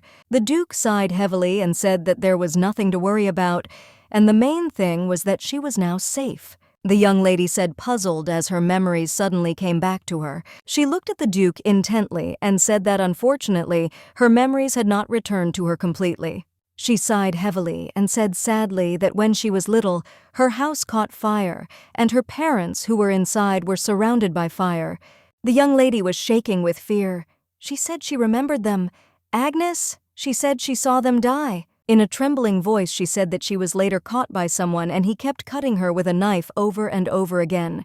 The Duke was shocked by her story and could not utter a word. The young lady thought about her power for a moment. As she remembered it, clearly remembered how her wounds healed themselves. She thought that it was truly a great miracle, but she still did not understand why this happened. Now she knew that her mother had changed her appearance with her mysterious power. The young lady was trembling with fear. She did not understand who she really was. The Duke looked at the young lady with puzzlement and surprise and told her not to push herself so hard. The young lady said that she was very scared and in pain. She looked at the Duke with puzzlement and with tears in her eyes asked why this happened. She said that she had to leave, and she ran and then fell into the water. The Duke sighed heavily and, looking at the young lady, said that unfortunately her memories and reality were mixed together. The young lady was very much frightened and puzzled by the situation. She wondered what else she had forgotten. Agnes wondered if she really was a monster. With lightning speed, the Duke embraced the young lady. He shouted to her that this was not so at all. The Duke told the young lady that she was not a monster at all. He did not want her to think so. He sighed heavily and said that he was finally able to hear her sincere feelings. He said that she unfortunately had to endure a lot of pain.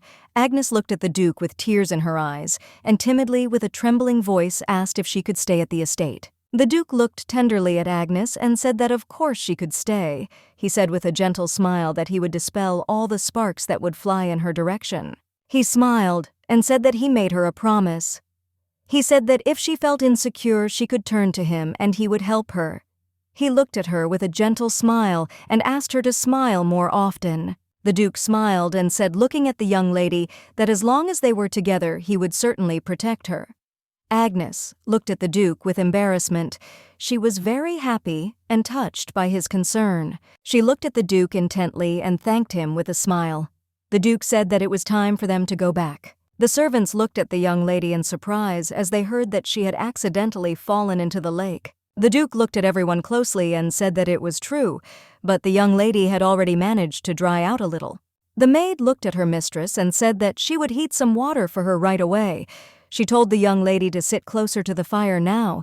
The Duke looked closely at the young lady and said with a smile that her home was now here. The young lady, in turn, was pleasantly touched by his words and was very glad that he cared about her. The butler looked at his master intently and said with a smile that he was very glad that they were all right. The Duke sighed heavily and said that this was very good, and he also said that the young lady was gradually regaining her lost memories. The butler smiled and said that this was simply wonderful news.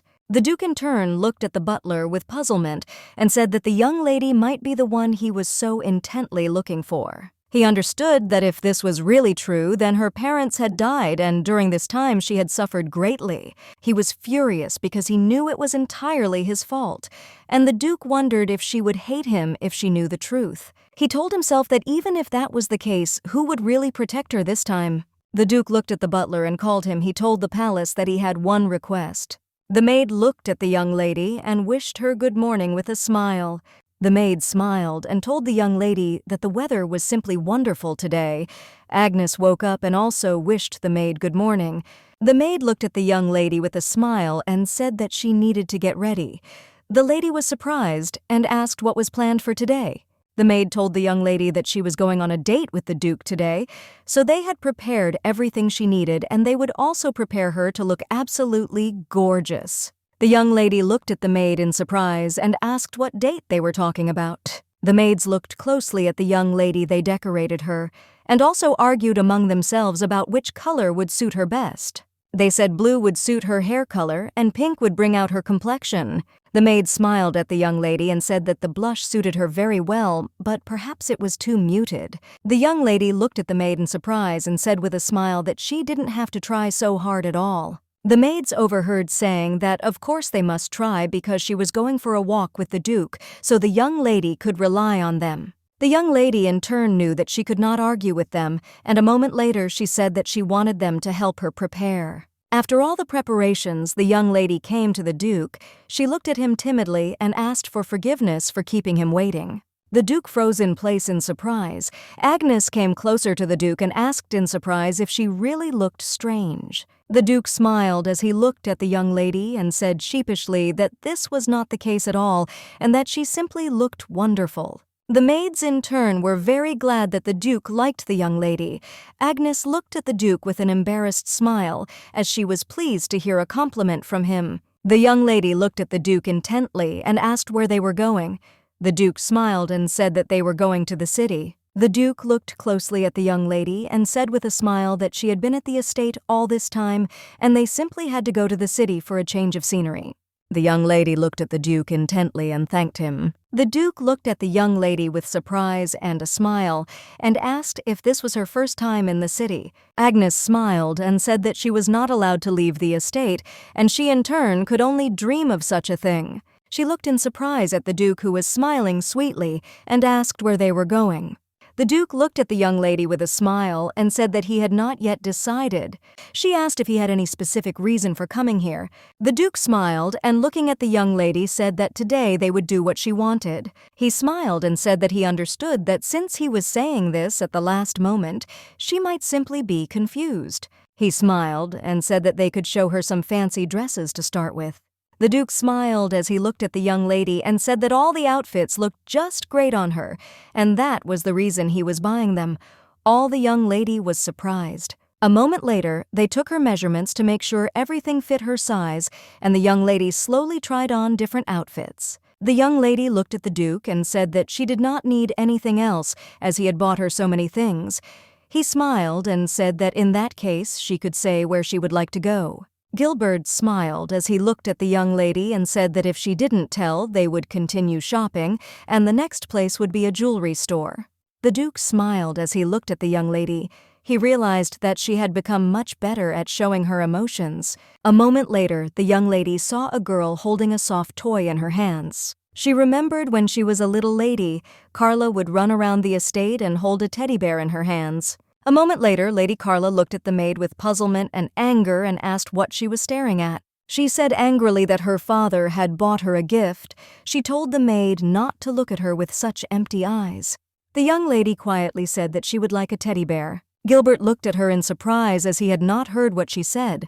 A moment later, the young lady approached the Duke and said shyly that she would like a teddy bear. The Duke smiled an embarrassed smile and said that at last she had said what she wished. The Duke smiled as he looked at the young lady and asked her if she had enjoyed her walk. Agnes smiled and said that she liked everything, and also thanked him for buying her many gifts. The Duke smiled and said that after yesterday he simply couldn't leave her alone. He said that he very much hoped that she no longer felt locked in. He said that it seemed like she felt like she was in a cage while she was locked in the manor. The young lady said that was not the case at all. The Duke looked at the young lady intently and said with a smile that he was very happy to live with her until her memories returned. He said he was very happy to be with her until he found her a groom. The young lady in turn said with a smile that she too was very happy to be next to him. Agnes smiled and said that she was very happy about her engagement to him. Gilbert smiled and said that she seemed comfortable enough around him that she could already speak her mind. The young lady in turn really wanted to stay here forever, but she understood that if she said something like that out loud, it would only cause him more trouble and problems. The man looked at the Duke intently and said that he could not even imagine that he would meet him in such a place. The man came closer to the Duke and said that there was something he urgently needed to discuss with him. The young lady looked at the Duke intently and said with a smile that she would wait for him here. The Duke looked at her in surprise as he wanted to object, but the young lady in turn said with a smile that she was no longer a child. Gilbert looked sadly at the young lady and told her to be sure to stay here. He looked at her and asked if she could promise him that. The young lady smiled and said that she promised that she would be there on the spot. Agnes understood that the young master needed time to settle all his issues, but a moment later she heard some noise behind her. Turning around, she saw that someone was taking her gift. A moment later, the young men looked at the young lady with a grin and greeted her. They asked if she was sitting there with the teddy bear alone. The young men mocked her and asked with a smirk on their face why she didn't spend time with them.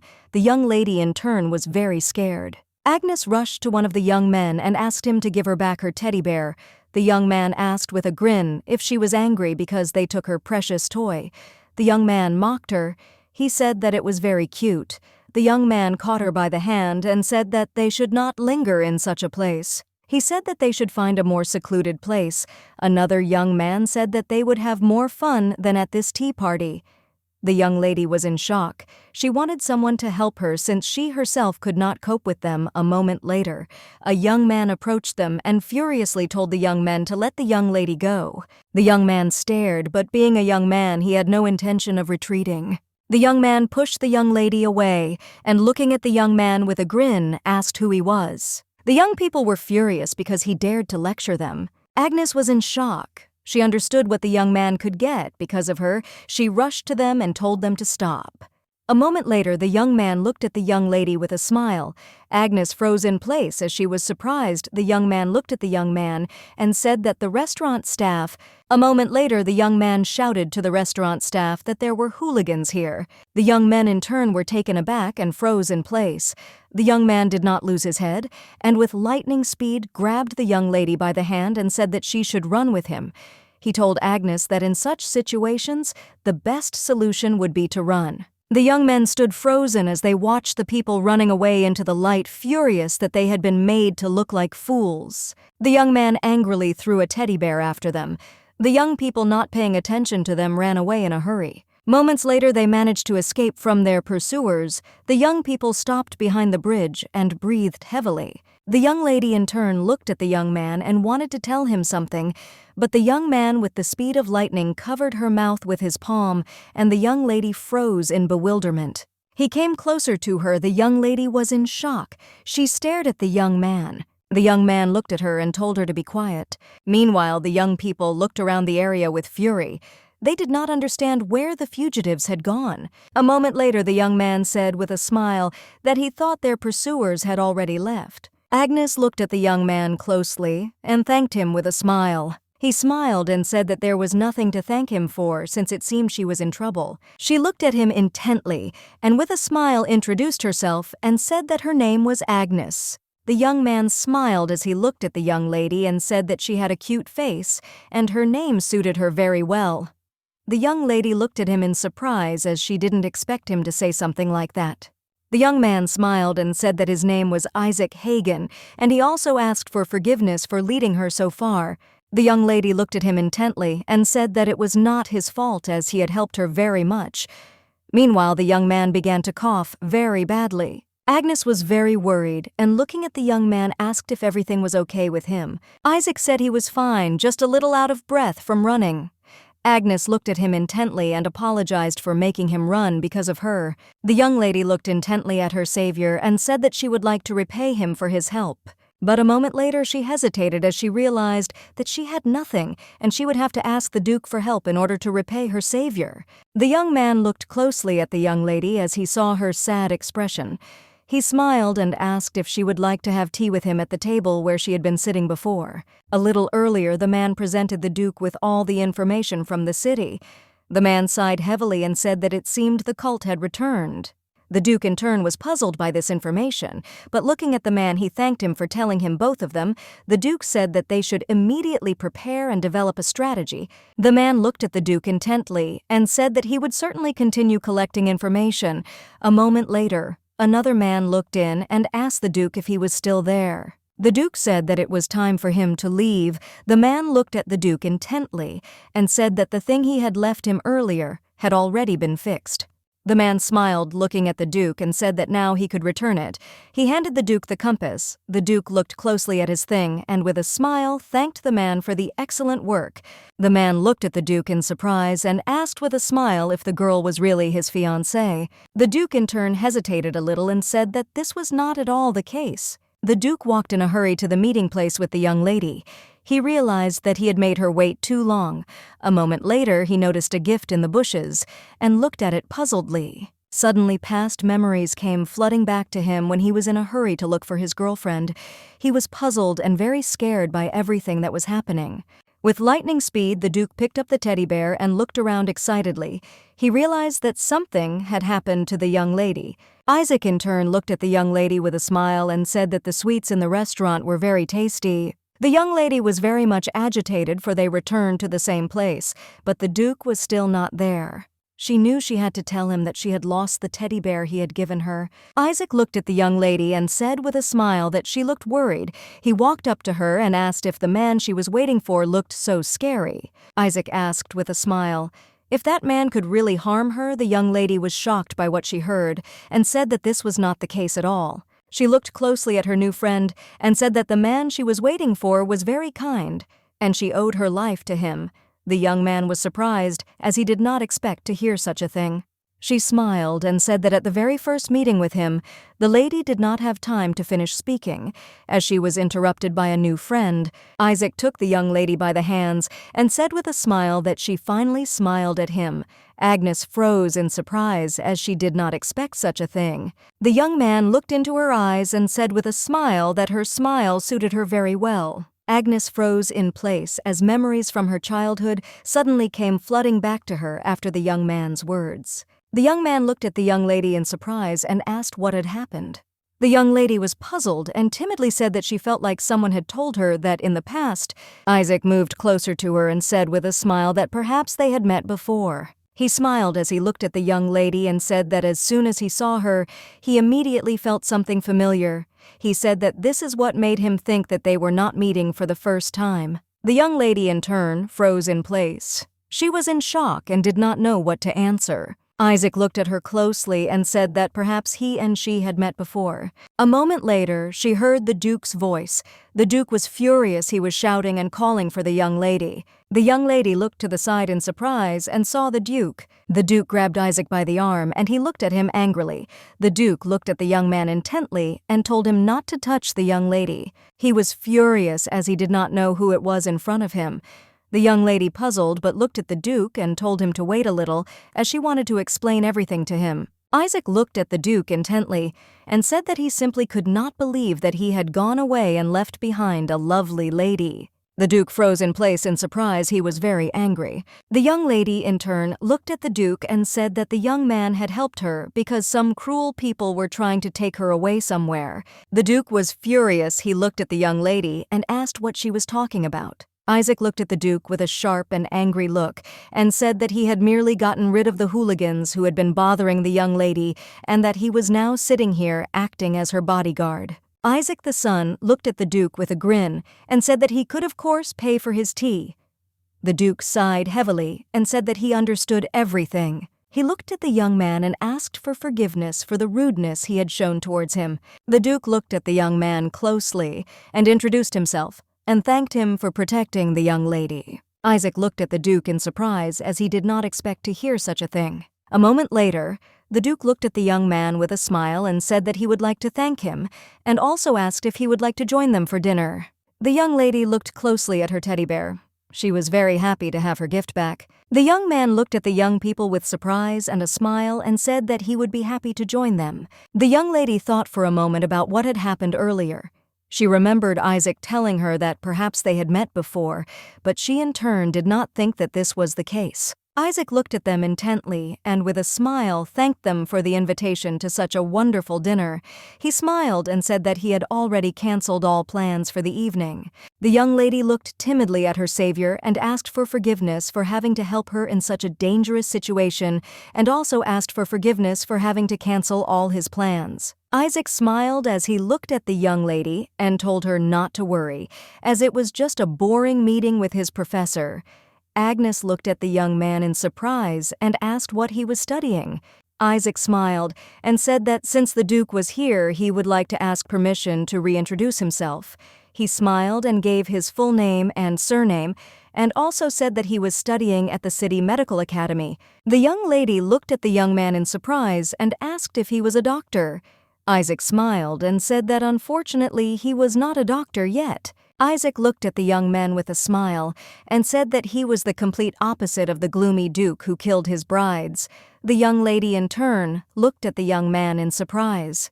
A moment later, Agnes turned her gaze to the Duke, but he did not answer. She felt awkward about the situation. Isaac with a smile said that he still did not expect that the man she was waiting for so much turned out to be the very Duke of Death. The young lady in turn decided to change the subject and looking at the young man said that it must not be easy for him to study medicine. She said that it was very amazing. Isaac smiled and said that she still should not adhere to such formalities, carrying her closer and taking her hand. Isaac said that they were the same age so she could call him by his first name. The young lady looked at the young man in surprise as she did not expect such a thing, while the Duke looked at them very angrily. The young man in turn realized that he had made some mistake and removed his hands from the young lady. A moment later, Isaac looked intently at the Duke and said that if he looked at everyone with such a look, then Agnes would not be able to make friends. The young lady looked at the young man in surprise as she did not expect to hear such a thing. The young man sighed heavily and said that he had gone out of his way to help the young lady escape from those terrible guys. Isaac looked at the Duke intently and said that however he now had to return her to the deadly Duke, he sighed heavily and said that he was very worried about this. The young lady was shocked as she did not expect him to be so outspoken about the Duke, and a moment later, she stood up from the table. Agnes looked at the young man and said that he had got it all wrong. Agnes said that Mr. Gilbert was a very kind man. The Duke in turn was stunned by this statement. The young lady confused him with her words. Agnes said that the Duke had taken her into town today because she had never left the estate before. Agnes, looking at the Duke, said that she was very happy when she spent time with him. The Duke was very glad to hear such things. Isaac looked at the young man with a frown but said nothing. After the meal, the young lady looked at her savior and with a smile thanked him for the dinner. A moment later, she thanked him with a smile for helping her escape from the hooligans today. The Duke looked at the young lady and said that it was time for them to leave. Isaac looked at them intently and hurriedly asked them to wait a little. The young man looked at the young lady with a smile on his face and asked if he could visit her at the estate. The young lady stood there in bewilderment, not knowing what to answer. She was surprised that he would say such a thing. Isaac looked closely at the young men and said with a smile that thanks to Agnes's company, he had even become a little accustomed to being in the Duke's company. The young men looked at the young man with bewilderment. The Duke sighed heavily and said that the young lady could do as she pleased. Isaac smiled and said that he was very glad to hear such a thing. A moment later, he said goodbye to them with a smile. The young lady looked at the Duke and thanked him with a smile for everything. A moment later, the Duke hugged the young lady tightly and said that she had thanked him well in his stead. He sighed heavily and said that he was very glad that she was safe now. The young lady looked at him in surprise and called out. She noticed that he was trembling very badly. The Duke said that when he found the teddy bear abandoned in the grass, the ground dropped out from under his feet. He sighed heavily and said he thought he had lost her again. The young lady was surprised because he said that he had lost her again. She did not understand why he was saying something like that. The Duke sighed heavily and said that in this city he was separated from one person, and unfortunately since then he had not seen her. The young lady in turn embraced the Duke and asked if he was talking about his bride. The Duke quietly said that he was. He looked at the young lady with embarrassment. Agnes said with a smile that it seemed that the girl must be very happy because he was so worried about her. Agnes smiled looking at the Duke and told him not to worry as she would not disappear from him. The Duke leaned closer to the young lady and said that she was very strong. Gilbert smiled and said that she had changed a lot lately. The young lady smiled, looking at the Duke, and said that it was all thanks to him. She said she felt like her remaining hours were finally ticking again. The Duke looked at the young lady intently and said with a smile that when he looked at her, he thought about this. He handed her a beautiful watch and asked if she could keep track of the passing time. The young lady looked in surprise at the watch the Duke had given her. The Duke looked at the young lady with a smile and said that the watch given to her was given to him by his mother when he was a child, and from that day on he would like to see it on her hand. The young lady in turn was taken aback and said that she could not accept such a valuable thing. The Duke smiled and said he wanted her to have them. He said that she thought she had changed because of him, but luckily she had also changed him. The Duke looked closely at the young lady and said with a smile that he was incredibly glad to have met her on his life's path. Agnes was shocked and also very happy to hear such a thing from the Duke. She looked at him and thanked him with a smile. The young man walked slowly about his business. He looked at the man and said that the young lady was no longer a soulless doll, as her former character was returning to her. Isaac looked at the man closely and said that sending her to the Duke's lady was still the right decision. Milord Ubel in turn was very happy since everything was going according to his plan. The Duke looked closely at the young lady and said with a smile that overall her result was not bad and she was doing a very good job. He smiled looking at the young lady and said that she was learning very quickly. The young lady was very happy to hear his praise. She smiled and said that it was all because he was a very good teacher. They chatted pleasantly for a while, but the butler said that they had a guest. The Duke said that they were coming now. A moment later, the young people saw Isaac, who greeted them with a beaming smile. Agnes looked at her friend in surprise as she did not expect to see him. Isaac, with the speed of lightning, rushed to her and said with a smile that he was very glad to see her. The Duke in turn looked angrily at the young man. He did not like such closeness at all. Some time later, they were sitting in the garden drinking tea. Isaac thanked them with a smile for today's invitation. Isaac looked at the Duke and called him with a smile. He looked at the young people and said that it was a great honor for him to be a guest on their estate. He smiled as he looked at the young lady and said that he was very happy to see Agnes again. Isaac smiled and said that he wanted to see her room and also asked if she could show it to him. He smiled and said that it seemed like a bad idea and he wouldn't force her. Isaac smiled as he looked at the young lady and said that she could show him around the garden. Agnes looked at him in surprise and asked if he really wanted them to look around the garden together.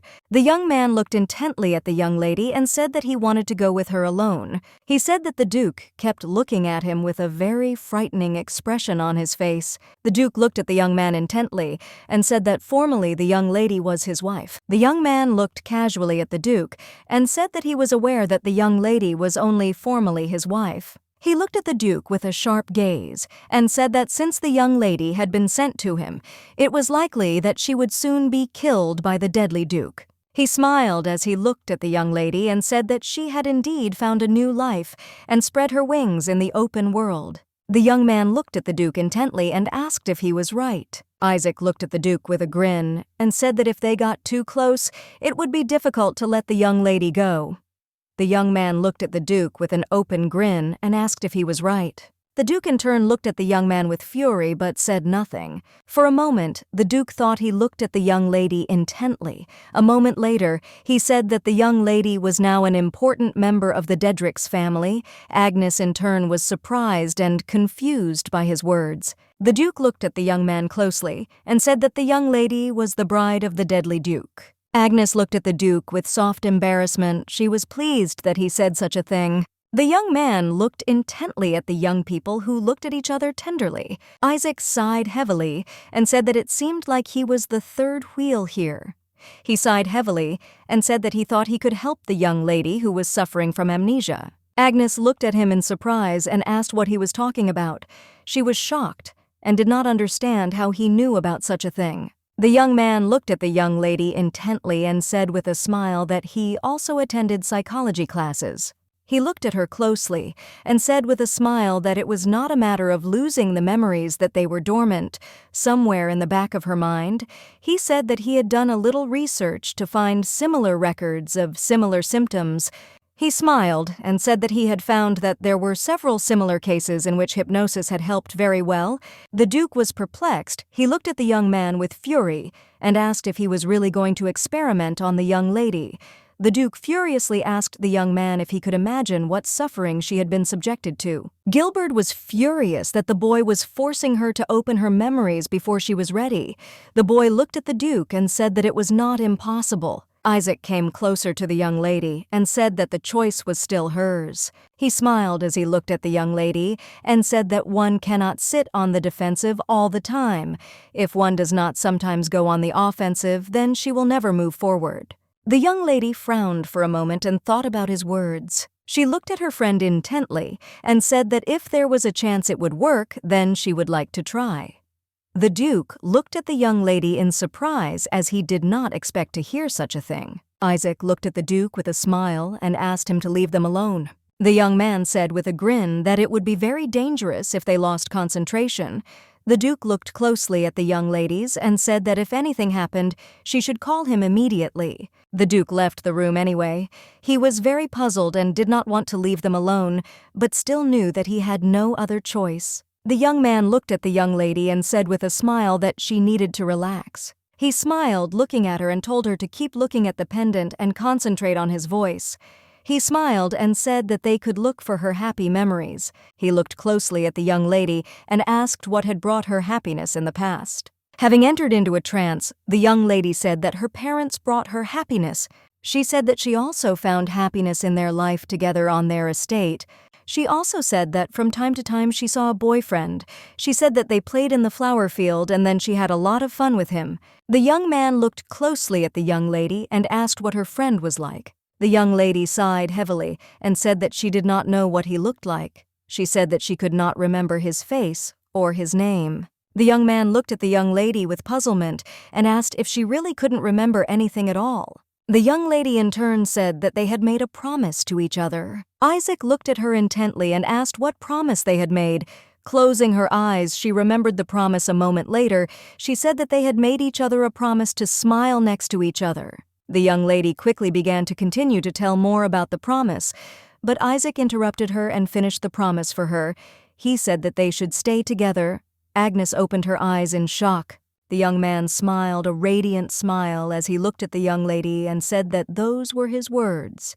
He looked closely at the young lady and slowly helped her sit up. He looked at her with a smile and said that he was sure it was her. A moment later, he hugged her tightly and said that he had been looking for her for a long time. Isaac smiled a tender smile and quietly whispered that she was the girl he had made a promise to. The young lady stood there, surprised and stunned, wondering if the young man was really the same boy from her memories. A moment later, the Duke rushed into the room in a hurry as he heard a noise. The Duke froze in place as he saw the young lady in the arms of another man. The Duke was furious because he could not allow anyone else to touch the young lady. But a moment later, the young man thanked the Duke with a smile. The Duke looked at the young man in shock. He did not understand what was happening. The young man smiled and, hugging the young lady, said that they met again, and he helped them because he brought them together. The young man smiled and said that they confirmed it thanks to the young lady's memory. He said with a satisfied smile that she was his bride. The young line froze in place from shock. Isaac smiled and said that unfortunately they were separated in childhood, and all this time he was looking only for her. The Duke was shocked and looked angrily at the young man. Isaac looked at the Duke with a smirk and asked if he could return her to him while he called him the deadly Duke. The young lady was shocked she could not utter a word. Isaac looked at the Duke with a grin and hugged the young lady tighter. He said that he and Agnes had made promises to each other in childhood, and they must definitely get married. He looked at the Duke intently and said that he was deeply imprinted in the young lady's childhood memory. The young lady in turn could not believe that the same boy was her new friend Isaac was wrapped around Agnes like a snake. He said with a feigned smile that he had been looking for her for a long time. Gilbert looked at the young man with fury and said that he was mistaken in his judgment. Agnes in turn looked at the Duke in surprise. Gilbert looked at them with a fixed gaze and firmly said that it was not Isaac. The young lady froze in bewilderment and looked intently at the Duke. Gilbert in turn froze in place as he realized that he had made a mistake. He knew he couldn't tell her the truth. Isaac looked at the Duke pitifully and asked why he was wrong. Isaac asked the Duke if he had any evidence to refute his words. The Duke was furious but did not answer. Isaac looked sideways at the young lady with a smirk and told the Duke that he had no proof. Isaac looked at the Duke with a fierce grin and said that he was only interfering because he didn't want him to take Agnes. The young lady looked closely at her new friend and asked him to wait for her. Isaac looked at her in surprise. She said that she and the Duke were not on such terms. Isaac looked closely at the young lady and said with a smile that he knew everything. Isaac looked closely at the young lady and, taking her face in his hands, told her to listen to him carefully. He said that he wanted her to leave with him before the Duke of Death killed her. He looked at the young lady with a smile and said that she didn't need to marry some stranger. The young lady slowly pulled away from him and said that it was not like that at all. She sighed heavily and said that her memories were still hazy, and she did not have enough information to make such a serious decision. She said that for this reason, she would not go anywhere she knew, that when the memories returned, she would decide for herself what she should do. She was no longer going to be someone's puppet. The young man looked at the young lady with a smirk on his face. He smiled and said that he understood her very well. Isaac came closer to her with a fake smile, said that everything was fine and he would definitely wait for her. He slowly moved closer to her and quietly said that they could finish the session today. Isaac quietly said that the next time they met, he would definitely tell her about her power. The young lady froze in surprise as she did not expect to hear such a thing. The young man smiled and said that he was already. The young lady was in shock. She rushed to him and asked him to wait. The young man smiled and said that they would meet again soon. Isaac glanced sideways at the Duke and said with a grin that he was already forced to take his leave. Isaac, with a fierce grin, told the Duke that if he did not protect Agnes with all his might, then someone might accidentally kidnap her again. The Duke looked at the young man with fury. The Duke in turn was angry but said nothing. The lady was puzzled by the fact that her new friend knew about her power. She realized that he didn't really tell her anything and only pointed out that he knew about her ability. She thought that maybe it wasn't about healing abilities. The young lady thought for a moment and compared the young man with the boy. From her memories, she knew that they were not at all similar. She thought about it because another situation was bothering her. She remembered the Duke looking at them intently and saying in all seriousness that it wasn't Isaac. She was confused. She didn't understand why he would say such a thing. The young lady looked at the Duke intently, wondering what he knew about her. The Duke glanced sideways at the young lady and asked if she should stay there. He said that the young man could become her fiancé. Gilbert looked away from her and asked if she wanted to follow her. The young lady looked at the Duke in surprise. She was confused and did not understand why everything turned out this way. She came closer to him and tenderly asked why he looked so unhappy. She looked at him intently and said that she was now engaged to her. The young lady said that she could not leave him anywhere while he had that expression on his face. The Duke looked at the young lady with surprise and confusion and asked why she tried to stop Isaac. He asked if she didn't want to be near him. The young lady was silent for a moment and said nothing. Agnes knew she couldn't ignore the information Isaac had. Agnes, in turn, knew that she needed to talk to the Duke. The Duke looked at her puzzled and asked if there was something she couldn't tell him about. Agnes, taken aback, looked at the Duke and said that that was not the point at all. Agnes knew that now was not the time to talk to him about such things. The Duke was very angry. He said that he understood her and also asked for forgiveness for the interrogation. As he left the room, the Duke said that she was probably very tired after the session and could now rest until dinner. A moment later, the butler saw the gentleman and said that the guest who had left them had given the gentleman a message. The Duke asked in surprise if Isaac had given him something. He looked at the envelope in surprise and saw that it was an invitation. Duke Weston was throwing a ball. Lady Carla in her joy called her father. She asked if she had really received an invitation to the ball. The Count smiled, looking at his daughter, and said that their whole family was invited, and this in turn was a wonderful opportunity for her. The Count smiled, looking at his daughter, and said that their meeting could be fateful. The young lady was very happy with the invitation, and told her father with a smile on her face that she could not wait for it. The Count in turn knew that thanks to that girl he did not have to die at the hands of the deadly Duke. He knew that now that she was gone, he had a chance to meet a worthy man. The young lady looked intently into the distance as she was already anticipating their meeting. The Duke in turn knew that the young lady was hiding something, and besides it was somehow connected with Isaac. But he also knew that it was he who was hiding this information from her. He remembered the day when he ran to the estate, which was on fire. The young man looked at the estate in shock. He could not understand how this happened. He was in shock and understood that it was entirely his fault. The Duke frowned, for he knew that if the young lady knew that this tragedy was his fault, she would hate him. He remembered how she looked at him tenderly and said that she was now engaged to him and would never leave him. The Duke wondered if she would still speak like that when she knew the whole truth. The maids whispered among themselves in confusion because they saw that the young people were eating separately. They thought that the young people had quarreled, but they knew that their activities were going on just as usual. The maids were puzzled by the reduction in their time together and wondered how much time spouses should spend together. The young lady entered the Duke's office and asked for forgiveness with a smile on her face as she wanted to talk to him.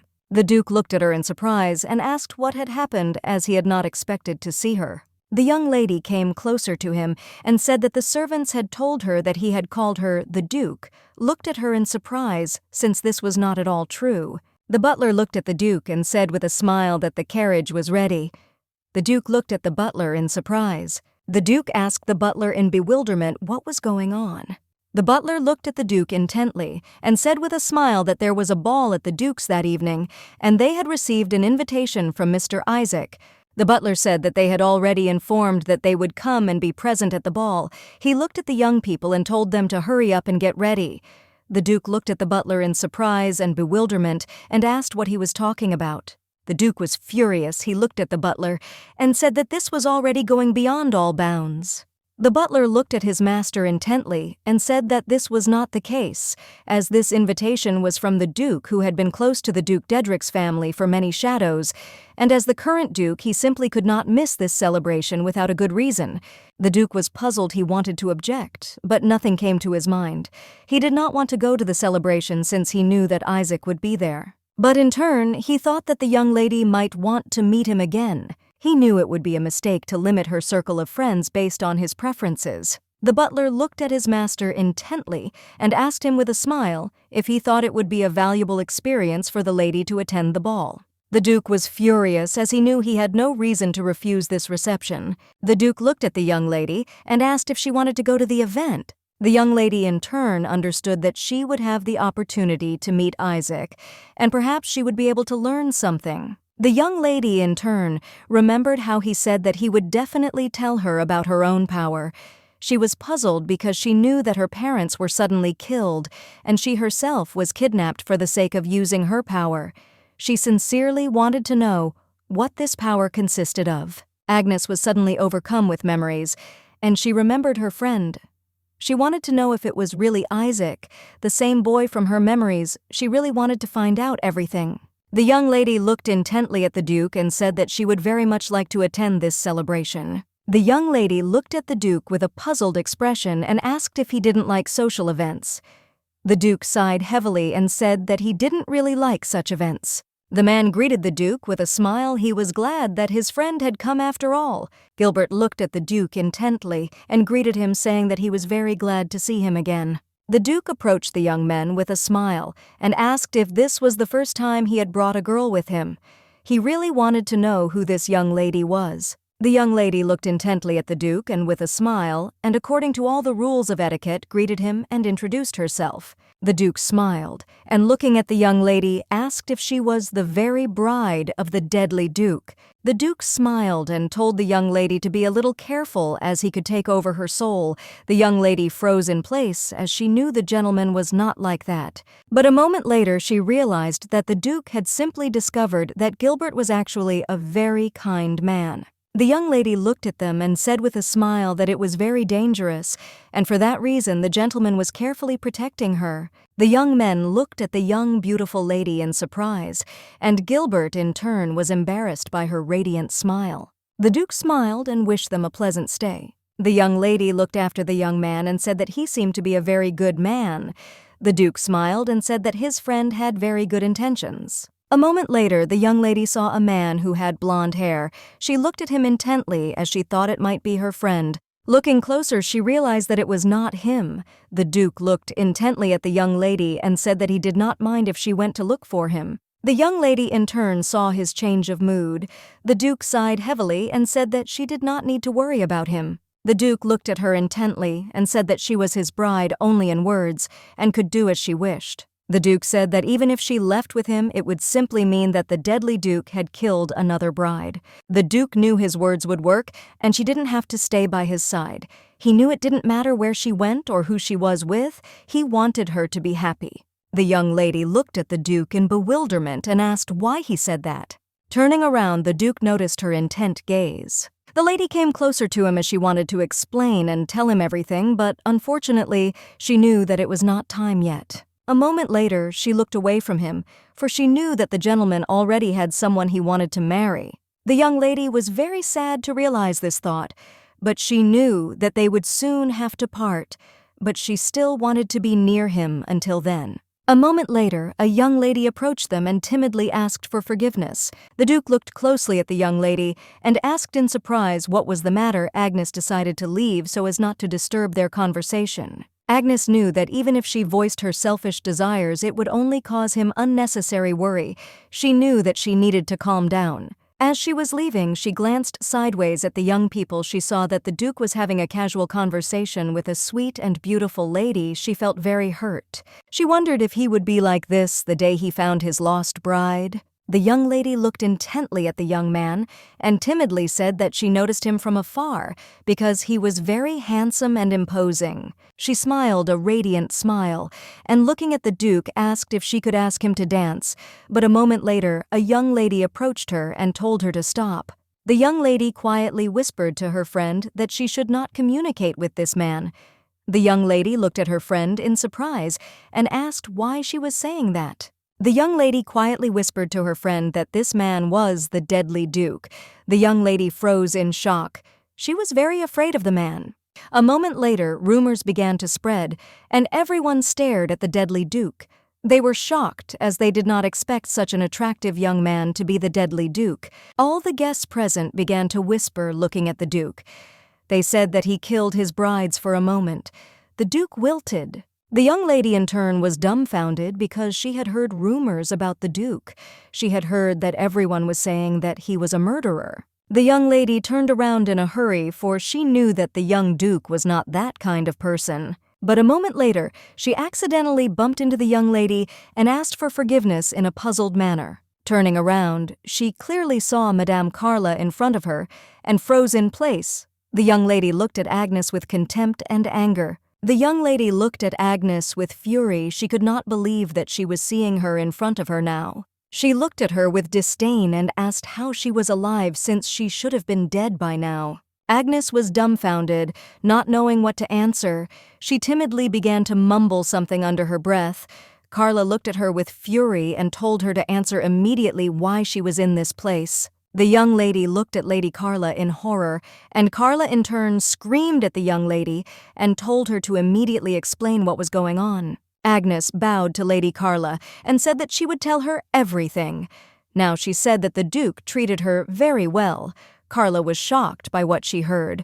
Looking at the young lady, she asked if she really meant the deadly Duke. Carla looked at the young lady in bewilderment and asked if she really meant to say that the man treated her well. Carla looked at the young lady with a smirk and asked if she had run away. The young lady looked at Agnes with a smirk and said that it seemed she was so afraid of death that she ran away from his estate. Carla looked at Agnes closely and said that it seemed like she had been picked up again by someone kind-hearted like her father. She said with disdain that the young lady was just a pathetic person. Carla came closer to her and said that she couldn't even die for their family despite everything they had done for her. She said with disdain that the young lady was just a useless doll. Agnes hesitated for a moment and said that she had not run away at all. Carla looked at her angrily and asked if she had just spoken. Carla said that it seemed like the young lady had become quite arrogant. She came closer to her and stepped on her foot, pushing Agnes away. Agnes was in shock as she lost her balance for a moment. A moment later, the young lady fell on the waiter who was serving drinks, and the room was filled with noise. Everyone present was shocked. They said it was just awful because the young lady knocked over the champagne. Carla looked at the young lady with a smirk and asked why she was standing there. Carla looked at Agnes and shouted angrily at her to clean up immediately. The young lady said she was very sorry. Agnes slowly began to clear away the shards from the floor. All the guests present looked at her with disdain, and Lady Carla, in turn, mocked her. Carla looked at the young lady with a smirk and said that she was nothing but a vile rat, and even if she wore an elegant dress, she would not be able to hide her true nature. Carla said with disdain that crawling on the floor suited her best.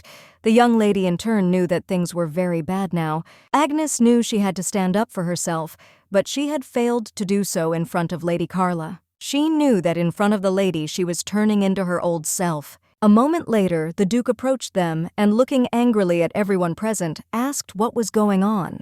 Carla looked intently at the young man and, asking for forgiveness for the noise, said that this situation occurred because of the rudeness of the young lady. The Duke leaned closer to the young lady and said that if she touched the shards with her bare hands, she might cut herself. The young lady in turn looked timidly at the Duke and said in a trembling voice that she had broken the glasses. The Duke came closer to her and asked in surprise who she was. Now that she was not a servant at all, the young lady, in turn, was very surprised and happy with the Duke's words. The Duke looked sideways at the waiter with fury and asked what he was doing now. The Duke looked at the waiter with fury and apologized for what his companion had done, but he still said that the young man was a waiter, and he did not think that the waiter should just stand and watch everything that was happening. The waiter was taken aback and shouted that he was very sorry. The waiter shouted in a hurry that he would clean everything up immediately. The Duke looked intently at the young lady and called her tenderly. The Duke looked at her intently and with a gentle smile said that she did not need to apologize right away. He told her not to forget that she was his fiancée. The young lady looked at him intently. She was very glad that the Duke said such a thing. Carla looked at the young lady with a smirk and asked if this was the man who picked her up. Carla said that the man must be very strange to do something like that. The Duke looked at the young lady in surprise and asked Agnes who she was. Agnes looked sideways at Lady Carla and said she didn't know who she was. Carla looked at Agnes with fury. She couldn't believe that the young lady had said something like that. At the same time Isaac arrived at the ball, the young man sighed heavily as he knew that it was already very late and he would be in trouble. He was very curious if his girlfriend had come to this event. He knew that he really needed her. A moment later he started coughing. He was a little distracted from his state. As he remembered the sweet young lady, he knew that she was very sweet, but he in turn could not wait any longer. He wanted to test how real her power was since he had no choice. Isaac knew he had to follow his own plan. The Count looked closely at the young man and said that if he went into the hall, she would be wary. The Count looked at the young man with a grin and said that he was sure that she would not reject his proposal. The Count said that in any case he could enjoy the ball with her, but a moment later the young man began to cough very violently. The Count looked at the young man with a grin and asked if he had caught a cold. The young man, breathing heavily, said that he simply laughed too much. The Count said that it seemed that the young man had his own circumstances, so he needed to force the girl to wake up soon. Isaac looked closely at the Count and said with a grin that he would definitely achieve this. The young lady in turn knew that she had changed and that she was no longer a servant who constantly lived in fear of the young lady. Carla looked at Agnes with fury. She could not understand how the maid dared to say such a thing in front of her. Carla screamed with fury as she looked at the young lady who served in her house. The young lady looked at the dwarf and said that Agnes Wilfred was already dead. She looked at the young lady intently and said with a smile that their puppet was no more. The young lady in her turn was very angry. She looked at Agnes with fury and contempt. Agnes came closer to her and, asking for forgiveness, said that she had to go now. Carla froze in bewilderment as she did not expect to hear or see something like this. Carla, in turn, was watching the young lady closely. She saw that she was smiling as if she was trying to humiliate her. Carla knew that she had trained the young lady very well, but it seemed that she had forgotten who she served now. Carla knew that she would never forgive her for treating her like that. Carla saw that the young lady looked very happy now, but she wanted to destroy her long-awaited happiness. The young lady froze for a moment as she realized that Lady Carla was constantly looking at her, and she felt uneasy. Agnes, in turn, wanted to ignore her since she no longer wanted to see her. The Duke looked at the young lady intently and called her. He said that she must be very tired, and also asked if she wanted to go home. The young lady looked at the Duke intently and said that she would be happy to return. Of course, she was very upset, as she wanted to find her friend and ask him what he knew about her power, but she realized that she would not be able to do this today. A moment later, she saw her friend, who greeted her with a smile. The young man ran to her in a hurry. He smiled a radiant smile and said that he was very glad to see her, but unfortunately he was late with the speed of lightning. The Duke stood between them and did not allow the young man to embrace his companion. The Duke looked at the young man closely and politely asked him to keep his distance from his own bride. Isaac was furious as the Duke was ruining his plan. Isaac looked at the Duke with a smirk and said that she was just his temporary bride. Isaac said that the Duke was very diligent in fulfilling his role as the young lady's bodyguard. Lady Carla looked at the young people intently. She was furious and did not understand what was happening between them. Carla knew that the young lady was nothing but a dirty rat who had served them for a long time. She couldn't believe that the young lady had the attention of two men at once. Carla was furious because she saw that the young people were simply attractive. Carla was furious. She couldn't believe what she was seeing. She thought it was some kind of mistake. She was furious because she knew she couldn't lose to this upstart. Carla thought it was just some kind of nonsense. The Duke looked at the young man and thanked him for the invitation to the ball. He said that they had a good evening and were already getting ready to go home. The young man looked at the young lady intently and said with a smile that it was not at all necessary for her to leave with the Duke. The young lady in turn was taken aback and said that if the Duke was leaving, then she would go with him. The young man came closer to the young lady and asked if she remembered that he had said earlier that he knew about her power. He asked if she would like to talk to him alone. The young lady in turn knew that this was exactly why she had come to the event. The lady looked at the Duke intently and asked if he could wait for her a little while as she was due back soon. She knew she had to talk to her friend. The Duke sighed heavily as he realized that after all the young lady was interested in the young man. The Duke sighed heavily and agreed with her. He said that if she was late, he would go looking for her.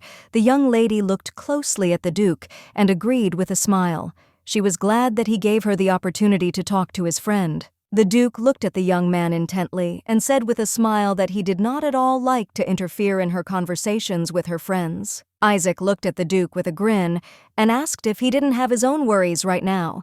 The Duke looked at the young man with bewilderment and asked what he meant. Isaac smiled and said that the Bonta lady had been looking at him with passion in her eyes the whole time. Lady Carla froze in confusion, looking at the young people. She did not understand what the young man was talking about. Isaac smiled as he looked at the young lady and said that they should definitely give other girls a chance at love. He pushed her forward and said that they needed to leave quickly.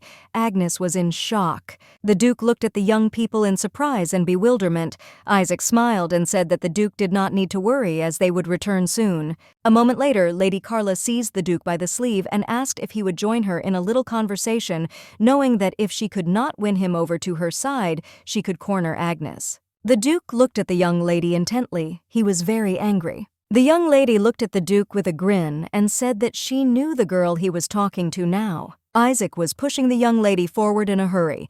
Agnes was in shock. She was telling Isaac to stop. Agnes looked at her friend in surprise and said that it was too impolite to leave the ball like that. The young man looked closely at the young lady and asked for forgiveness with a smile. He smiled and said that it would not take long, but that the Duke was too persistent, and it was not easy for him to carry on a conversation in his presence. Isaac walked up to the young lady and said with a smirk that they were finally alone. The young lady was a little uncomfortable with him. Isaac looked at her in surprise and asked what was the matter. Isaac looked at the young lady intently and asked why she continued to avoid him. The young lady in turn looked at him intently but did not answer. A moment later, the young lady looked at the young man intently, and yet said that she had been thinking about something for a long time. She looked at him intently and asked how he knew about her memory loss. The young man looked at her in surprise and hesitated. He did not know how to answer the question posed. He timidly said that it seemed to him that she herself told him about it.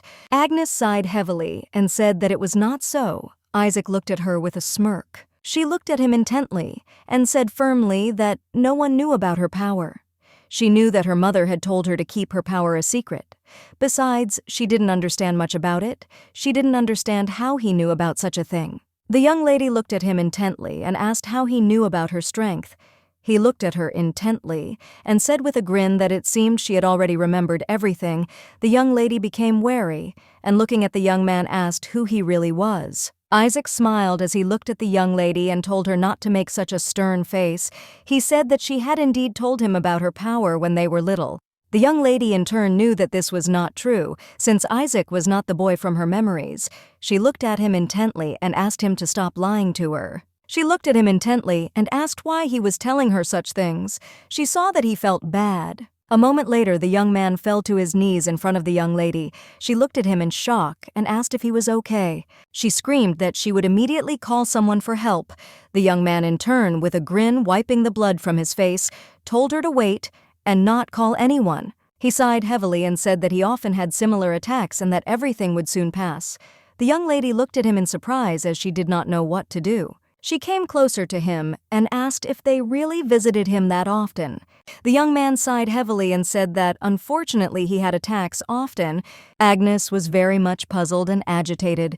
She saw that he had turned very pale. She saw that he was having difficulty breathing and thought he seemed to have a fever. He looked at her in surprise and said that she had previously avoided him.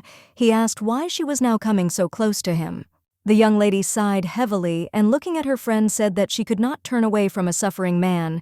He smiled, looking at the young lady, and said that if she was still going to stay, then they should continue their conversation. The young lady looked at him intently and sighing heavily told him to be quiet for a while and not to say anything as she did not want him to get worse. The young man looked at her in surprise as he did not expect to hear something like that. The young lady looked at the Duke with a grin and said it was very unfortunate that he had to pick someone like Agnes.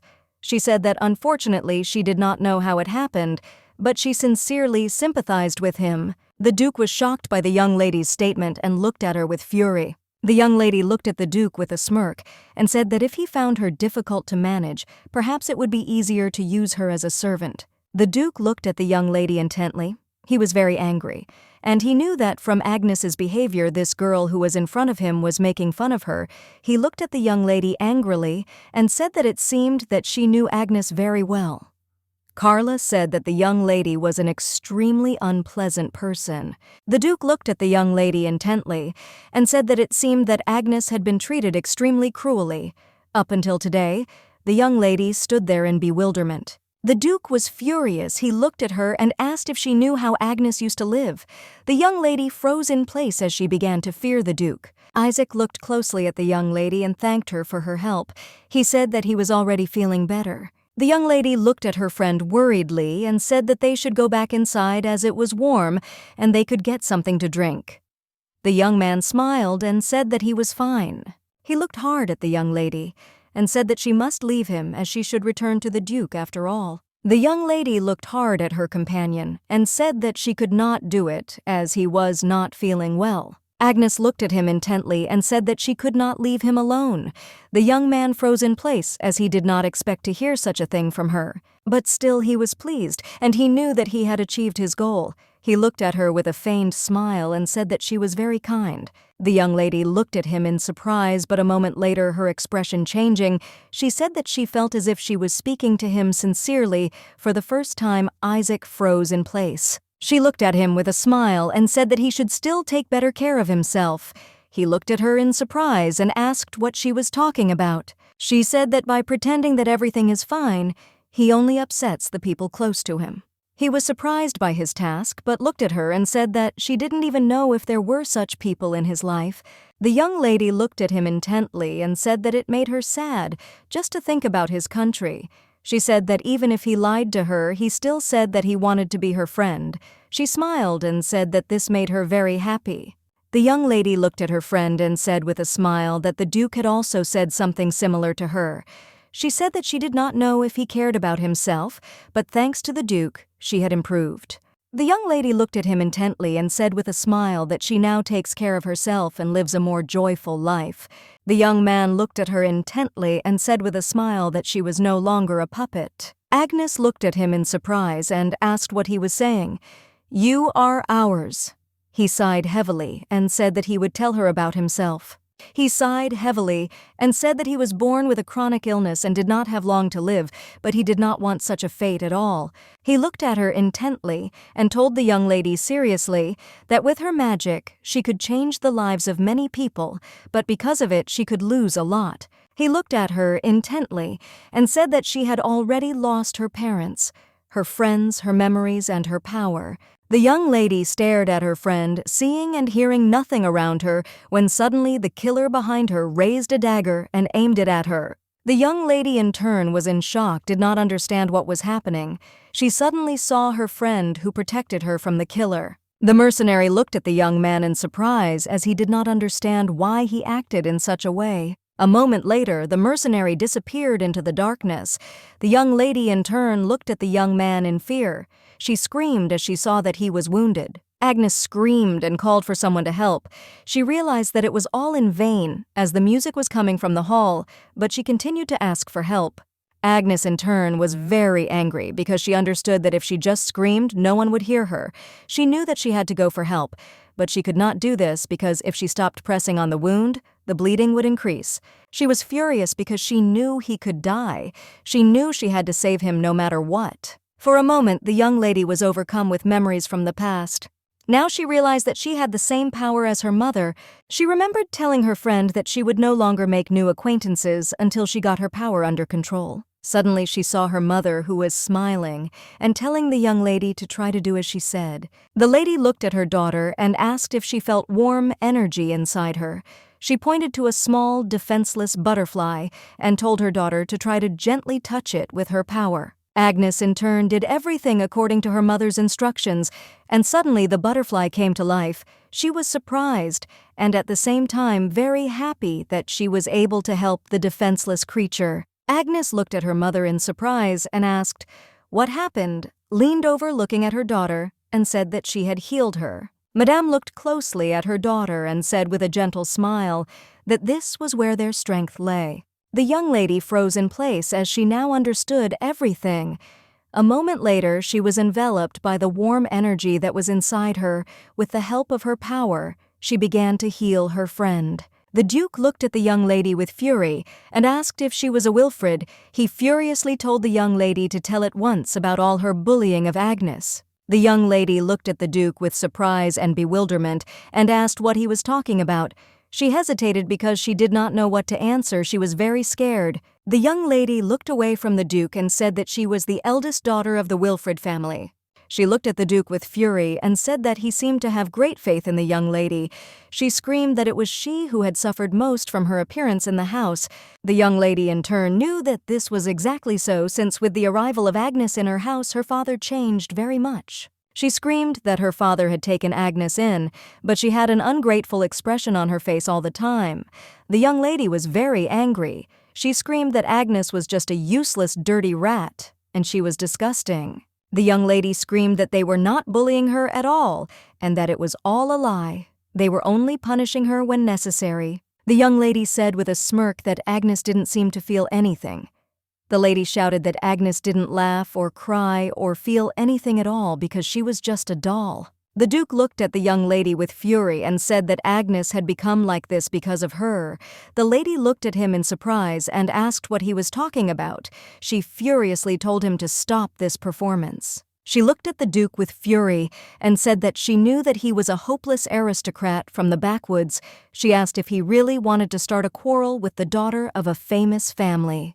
The young lady in turn was very happy because she saw that she had won, and he seemed to understand everything. The Duke looked at her with fury and said that if she had come to him as a bride, he might have behaved exactly as the rumors said. The young lady was taken aback. She looked at the young man in surprise and bewilderment and asked why she would come to him as a bride. She was shocked and wondered if this man had not simply picked up Agnes. The young lady was shocked, as she knew that Agnes had been sent to the Duke after all. The Duke of Wrath looked at her and said that he didn't like the nickname Deadly Duke, but sometimes he really wanted to get rid of people like her. The young lady was shocked, very scared, and looked at him in surprise, asking if he was really that deadly Duke. The young lady in turn slowly walked back and unfortunately tripped and fell.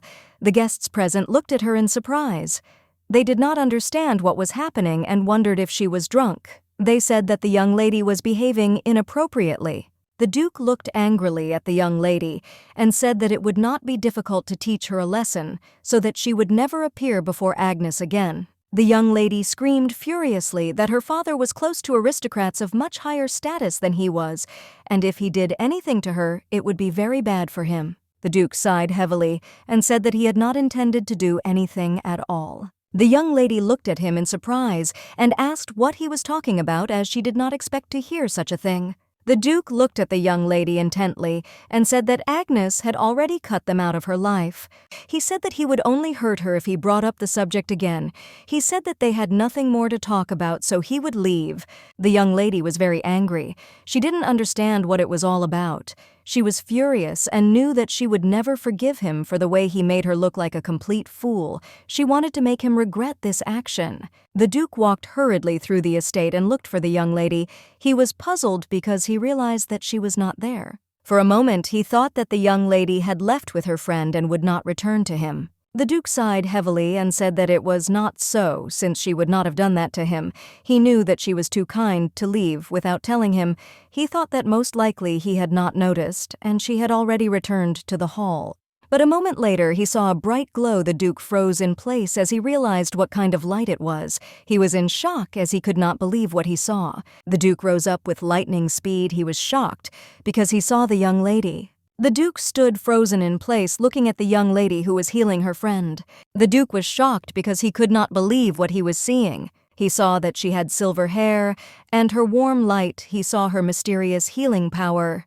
He was shocked, but at the same time, very glad that it was she who was the girl he had been looking for so long. The lady looked at her son and smiled and told him not to worry, as she was sure she would soon feel better.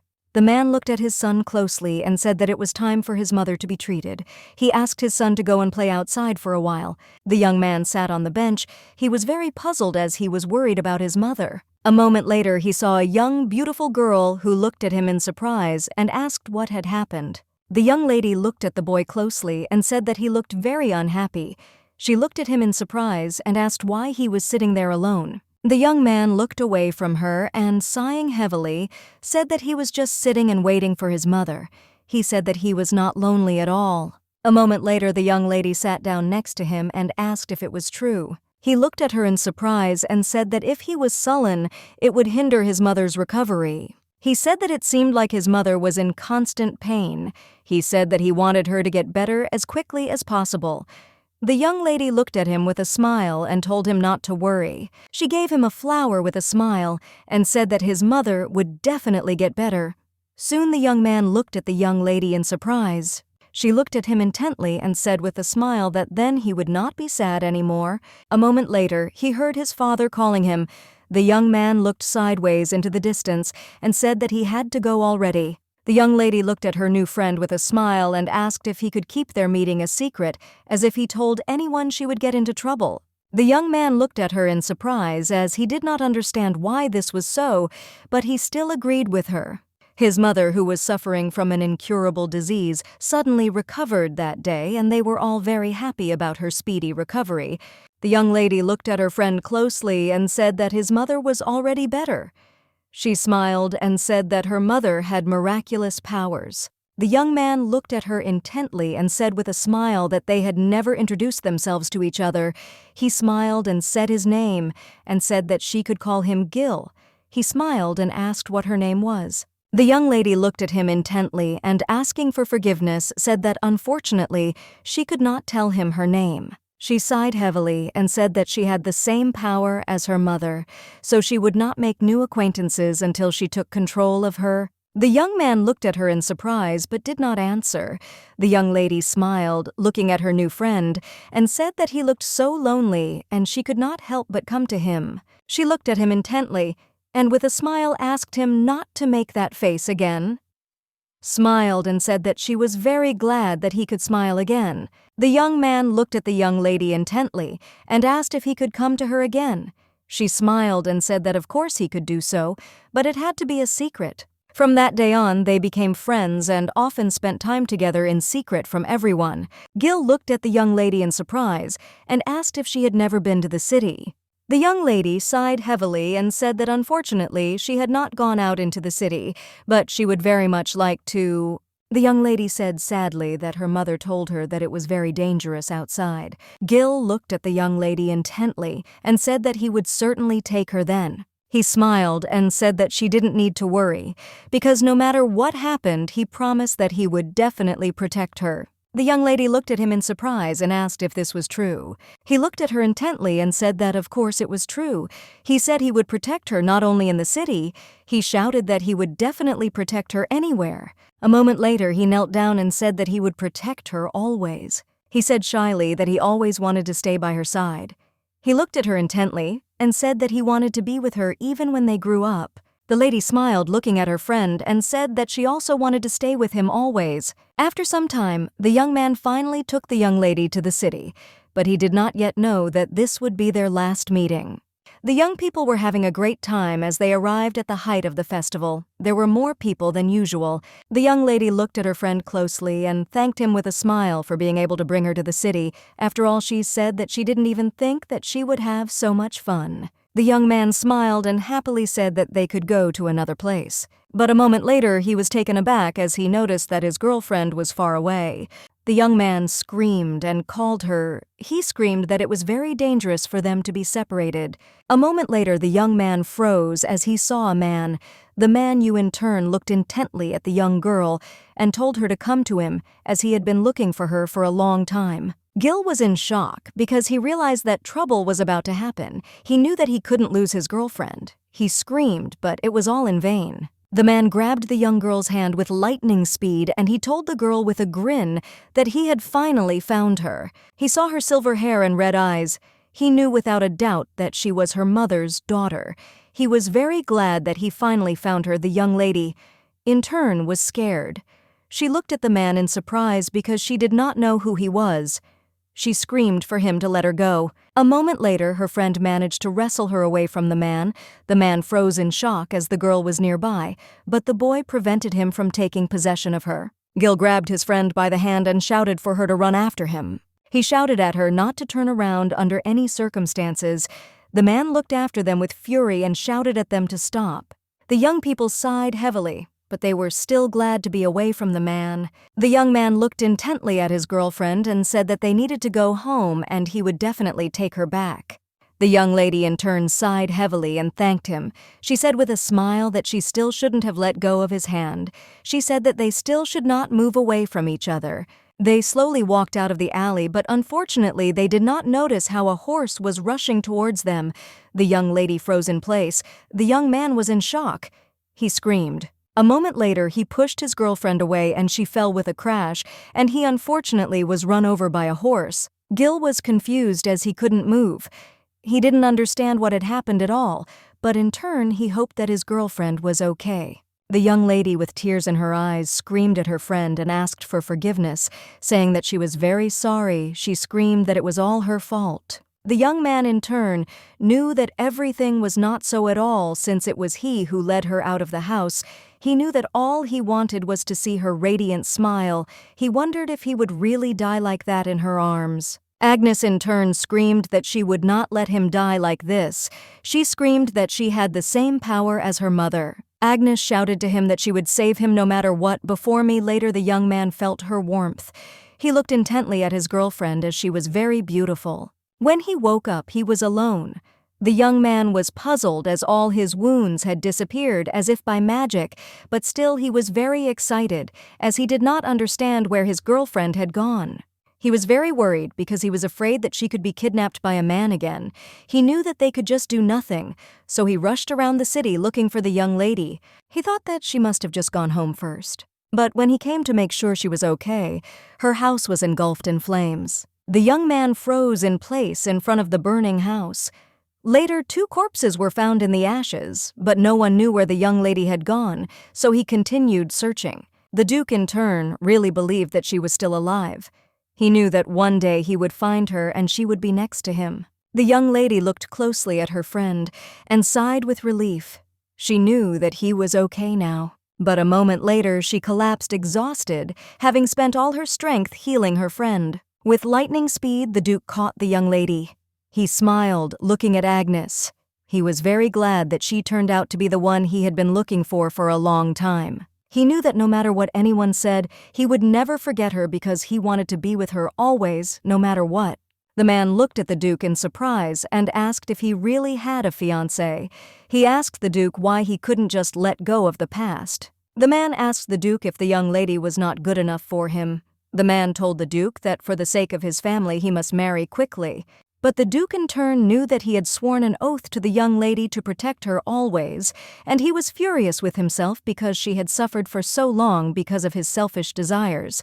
He understood that no matter what she had to continue living, he was glad that he had finally found her. The Duke knew that he would never let her go again. The young man sighed heavily as he woke up and found himself in a medical office. He was confused as he didn't even know what had happened. But still he knew that somehow in some unimaginable way his wounds had healed. He was glad that his theory was confirmed and the young lady's strength was real. He knew that his body was proof of it. His plan was to injure the young lady in order to test her healing magic, but to his surprise, he rushed to defend her without thinking. The young man understood that he would be very angry when he found out. After clearing his throat, the young man regretted that the young lady had not been able to heal him from his long illness. He thought that perhaps it was simply impossible. The Count approached the young man and asked him what his plan was. He asked the young man if he was convinced of the young girl's abilities. The young man, in turn, knew that things were very bad. He could not under any circumstances allow the Count to find out what had really happened. Isaac looked at the Count and said that the hired killer had escaped right before the attack, although everything had been going smoothly for them before that. Isaac, yawning, said that he must return home immediately and come up with a new strategy. The young man said that he would still like to look at her miraculous power, and he slowly left. The Count, with a grin on his face, looked sideways at the young man and said that he had blood on his shoulder. Isaac was in shock. The young man froze in place, as he did not expect to hear such a thing. The Count looked at the young man with a smirk and asked if she was sure that Agnes did not use her power. Isaac, in turn, understood perfectly well that if he now told the truth about the young lady, she would certainly be captured. He hoped that everything would be fine. He knew that everything had been planned this way from the very beginning. He understood that he had to tell everything. But a moment later, he remembered her beautiful, radiant smile when she said she was glad he said he wanted to be her friend. The young man froze in place without answering. The Count looked at the young man in surprise and asked what he wanted to say about the young lady. Isaac looked at the Count with a grin and said that he knew everything perfectly well himself. He said that he had an attack right before her eyes. He said the blood was on his collar. It was the one he coughed up. You said you just thought you could cover it up by wiping it off your hand on your shirt, but unfortunately she noticed he said the young lady was very worried about him. The Count looked at him in surprise and asked if she was just worried. The young man smiled a fake smile and said that this was exactly how it was, but unfortunately he was unable to convince her to use force. The Count looked at the young man intently and said that since the young lady had left, it meant that he had no reason to stay at this event any longer. Isaac looked at the Count in surprise and asked if he was really leaving. The Count, with a grin on his face, said that his daughter had been bitten by a pet rat, so she was in a bad mood and he must certainly console her. The young man sighed heavily and said that he would also go home, but a moment later he froze in place as he saw movement. Looking closer, he saw the hired killer who had previously carried out his mission. The man rushed at the young man with rage. He shouted that there could be no mistake, as he was sure that he had stabbed him with a knife. He looked at the young man with rage and asked if the young lady had really healed him. The mercenary looked at the young man in shock and asked if this was really that incredible power. He shouted that the young lady was that same girl from the legend with incredible power, and she was the holy savior of all. The mercenary was in shock. He did not understand why the young man did not tell the master about this. The mercenary rushed to the young man and shouted for him to answer the question. He did not understand why he was silent. The mercenary shouted that he would immediately tell the master everything himself. Isaac gave him an injection with lightning speed, and the mercenary froze in place. The young man looked at the mercenary intently and said that he simply could not allow him to escape and report everything. A moment later, the mercenary fell to the ground with a crash after the injection. Isaac sighed heavily and said that he too had been an idiot before since he had crossed a dangerous line. He sighed heavily and said that it didn't matter anymore since he had now repaid the young lady for saving him. Isaac in turn wondered if he would see her again as he was curious, and he remembered her pleasant words and warm smile with a smile. Several hours later, the young lady finally woke up in the Duke's estate. She was confused and did not understand where she was. The Duke sighed heavily as he looked at the young lady and said that he had brought her home immediately after the dinner party. The Duke looked at her intently and said with a sad look that she was unconscious with her friend on the terrace. The young lady in turn remembered what had actually happened, sighed and said that it seemed that she was very tired, and therefore he would leave her so that she could rest. The young lady in turn looked at the Duke intently and called him. Collecting her thoughts, she said that she had something that she had been hiding from him. The young lady asked if he could listen to her. Agnes looked closely at the Duke and said that she and her friend were attacked by someone. She said that unfortunately, she did not see who it was. She looked at the Duke intently and said that Isaac had defended her and had been injured in the process, but unfortunately the attacker had managed to escape. The Duke was furious. He said that he should never have agreed and that he should have stayed by her side. The young lady looked at him intently and reassured him. She said that it was not so at all, as she had told him not to follow her. Agnes said that she wanted him to listen to her carefully, as what she was about to say would certainly make him think that she was making up some terrible story. She looked at the Duke intently and said that she had mysterious healing powers. The Duke in turn looked at her intently but said nothing. The young lady hesitated for a moment. She said she wanted to talk to Isaac because he said he had information about it. Agnes hesitated and timidly asked the Duke's forgiveness for not telling him about this earlier. She said that she had made a promise to her mother to keep her power a secret, and besides, she herself knows almost nothing about her power. The Duke sighed heavily and said that now he understood why she had remained silent. The young lady looked at him intently and said that was the main reason why she kept quiet with tears in her eyes. She said that she just didn't want him to think she was creepy. The young lady sighed heavily and said that she had ended up rushing into danger and she was very sorry. With tears in her eyes, she said that she was very sorry that she had caused him so much trouble. A moment later, the Duke came closer to the young lady and called her. She looked at him with a puzzled look. The Duke looked at the young lady intently and asked why he thought she was creepy. The young lady looked at the Duke intently. She was pleasantly surprised that he behaved like that. She looked at him embarrassedly. A moment later, the Duke hugged the young lady tightly. He sighed heavily and said that he was simply jealous of her friend. The Duke, embracing the young lady, said that he did not at all want to see them getting closer and closer to each other, and for this reason, he decided to push her away then. The Duke, in turn, was very angry with himself since he had previously sworn to protect the young lady no matter what. The Duke looked at the young lady with bewilderment and asked why she was angry at the ball. The young lady, in her turn, hesitated timidly, not knowing how to answer, but a moment later she said that she was upset by what he said to her. The Duke looked at her in surprise and asked how he could have upset her. She looked at him intently and said that she knew that at some point they would have to say goodbye, but until then, she wanted to stay close to him. The young lady looked at him intently and said with a smile that this was her wish. The Duke froze in surprise as he did not expect to hear such a thing. The young lady looked at him intently and said with a smile that she really liked to see him smile. The Duke sent a cue, looked at her intently, and smiled again. He knew that this was she, the one he had been looking for so long. Gilbert knew that he had promised her before that no matter what he would always stay by her side and protect her, but he was very sad and annoyed that he could not make his words come true. He looked at her intently and said that he had something to tell her. The Duke said that she had lost her parents and her memories and had gone through a lot of hardships. He looked at her closely and with a sad look said that it was all because of him. The young lady looked at the Duke intently. She was shocked by what he told her. She did not understand what he was even talking about. Without raising his gaze to the young lady, he sighed heavily and said once again that everything that happened was his fault. A moment later, the young lady pulled her hand away. Agnes was silent, not knowing what to answer. The Duke in turn realized that he had now lost her forever.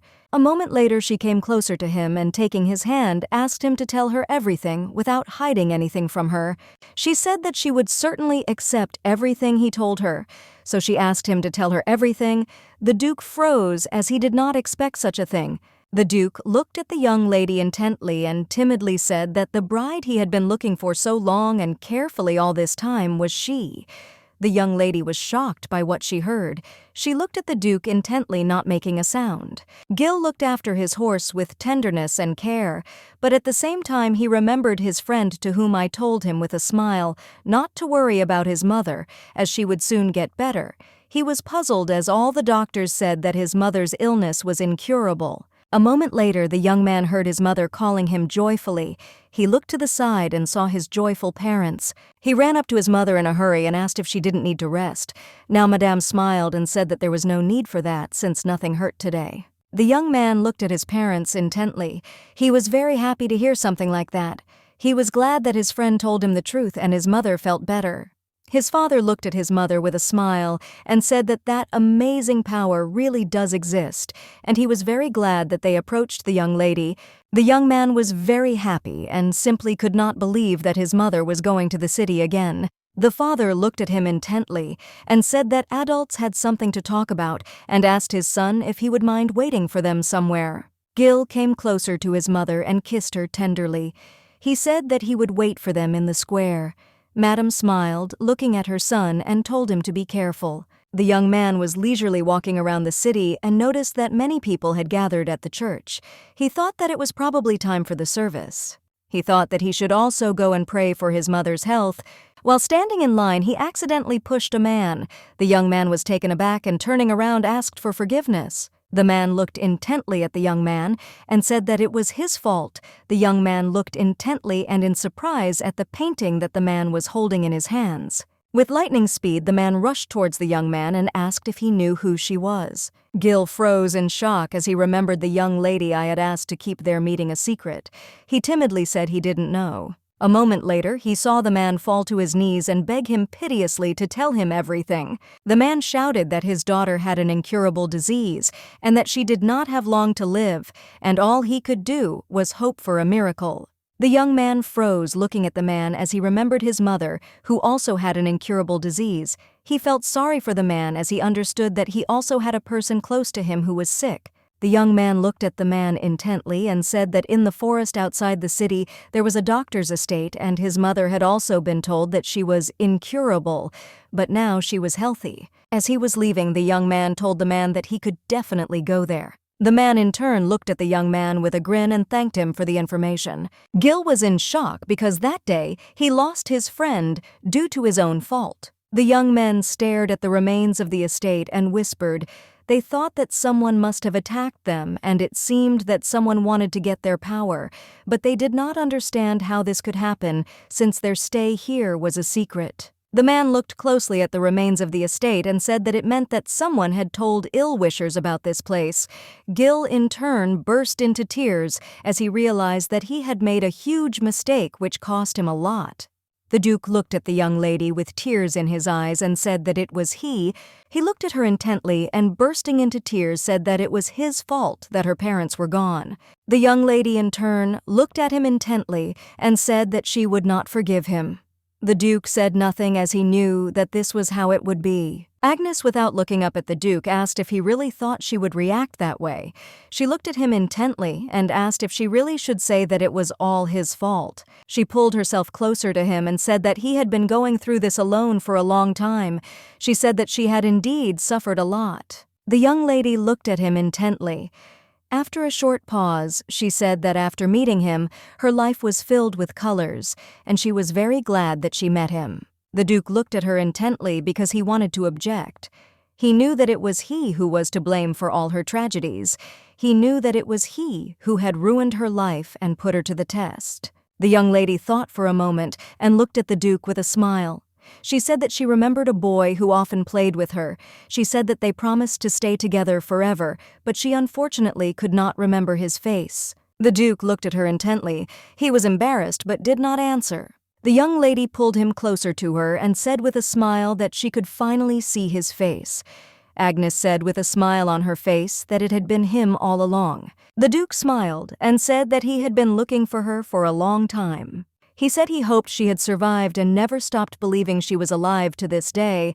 He looked at her intently and said with a smile that he had not forgotten about her in the slightest, as he wanted to meet her again and apologize for what he had done. The young lady looked at him intently and said that he had no need to apologize to her, since the one who took advantage of his kindness was at fault. The Duke looked at her intently and called out, he asked if she could forgive him.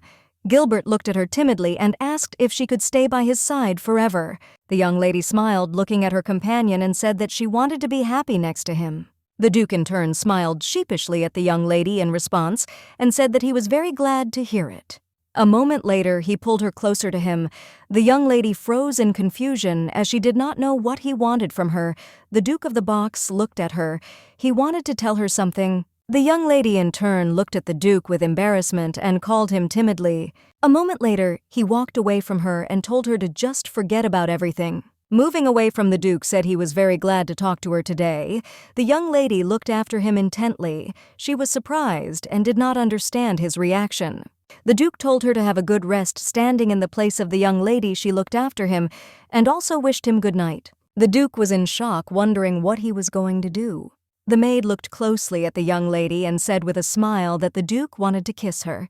Agnes looked at the maid in bewilderment and asked why she thought so, since she could not understand his behavior. The maid looked at the young lady with a beautiful smile and said that this was the beginning of a new love. The young lady in turn was very surprised, as she did not expect to hear such a thing. Sometime later, the Duke approached her and asked if she would like to take a walk with him. The young lady in turn looked at the Duke with embarrassment, as she did not expect to see him so soon. The Duke looked at her in surprise and asked for forgiveness for frightening him. She hastily said that she was fine, and also said that she would get ready immediately. The Duke smiled and said that he would wait for her with Zig. The young lady followed him with her eyes and a smile on her face. She was shocked because she realized that the maid's words had made her very embarrassed in front of the Duke. The young lady looked at the maid intently and thanked her with a smile for the food, as it was very tasty. The maid with a smile wished the young lady a good walk. The maids in turn watched the young people from the window. The Southerner said that the chemistry of love was definitely felt between the young people. The maid said with a smile that they had been getting along very well lately, and they had also begun to talk to each other more often before going to bed. They said that the Duke's gaze was very gentle and soft. The maid said that they had not spoken for some time, and she was very worried that they had quarreled, but the other maid said that she was very glad that they had made up. A moment later, the butler came up to them and said with a smile on his face that she had been found. The maids looked at the butler in confusion. The maid came closer to the butler and said that he must understand them correctly, and they were not idle at all and certainly not gossiping. The butler looked at them intently, and with a smile said that the young lady was the very girl that the young master had been looking for so long and carefully all this time. The butler sighed heavily and said that of course there were times when he himself persistently recommended the gentleman to settle down and forget about everything. Since then, you see, countless brides arrived, and they were all afraid of the deadly Duke. The butler's son said with a smile that all this time the young gentleman had been waiting for the young lady, and fortunately he had waited. The maids looked at the butler in surprise and asked if their young lady was the long-awaited bride of the Duke. They were amazed by this story and also very happy. The Duke looked at the young lady intently and asked her forgiveness for suddenly dragging her out for a walk. He said that it was all because too much attention made him nervous. The young lady smiled and said that she thought so too. Agnes looked at the Duke and said with a smile that she was still happy to spend time with him. The Duke smiled and said that he was of the same opinion. The Duke, in turn, was a little puzzled as lately he had been unconsciously tempted to touch the young lady. He understood that however she had not yet fully recovered her memories. The young lady looked at the Duke intently and asked if she could ask him for a favor. The Duke smiled and said that of course she could do so. She looked at him intently and said that there was one place she wanted to go. A few days later, there was a scream in the estate, the young lady screaming furiously at the maids that they were simply useless. The maids trembled with fear in front of the young lady. They said that they were very sorry and they would make everything right. The young lady, in turn, was very angry. Since that evening, everything went downhill. She was furious because she was humiliated in front of everyone, and the maid was smiling happily in front of her. The young lady screamed that she should have died, but they still cared for her. She wanted to destroy them both. The Count looked at his daughter in surprise and said that she seemed to be in a bad mood. The young lady looked at her father and said with fury that the girl had made her experience terrible shame at the event. The Count smiled, looking at his daughter, and said that she had already told him about this many times. He said that she was very poor since she had suffered a lot. The young lady in turn screamed with tears in her eyes that she would never forgive the vile Duke and his dirty rat. She asked her father if they could not use his power to punish them. The Count looked at his daughter intently and said that they would think about it. A moment later, he turned around and said that he was a little busy at the moment, as he had guests and they would talk later. The young lady froze in bewilderment as she did not expect this. She did not know who their guests were. The Count entered the room and asked forgiveness for keeping them waiting. He looked at his guests with a grin and said that he was very pleased to see the young lady in good health. The Duke looked closely at the young lady and asked if she was absolutely sure of her decision. He asked if this place wasn't full of bad memories for her. Agnes looked at him intently and said that he had given it away and that he must know the whole truth, otherwise he would not be able to live peacefully any longer. She said she was sure her uncle knew something about her parents' death. A moment later, they were greeted and invited into the estate. The young lady and her companion walked slowly into the guest room. She heard the maids whispering they were surprised that she was alive. They said that she had to repay the master for his kindness by dying. They were shocked that she returned, despite not having fulfilled her duty. They said that she looked like evil demon, but the young lady in turn steadfastly endured their criticism. The Duke came closer to her and asked if she was okay. The young lady was taken aback as she did not expect him to be so close. She smiled looking at the Duke and said that everything was okay, as she knew they would all react like that. She looked hard at the Duke and said with a smile that she would just like to watch them discuss her. A moment later, they were led into a nondescript room. The Duke, in turn, courted the young lady. According to all the rules of etiquette, Agnes looked intently at the Duke with a smile on her face. A moment later, the head maid came in and said that she had brought their tea. The Duke looked at the maid in surprise and asked why there was only one cup.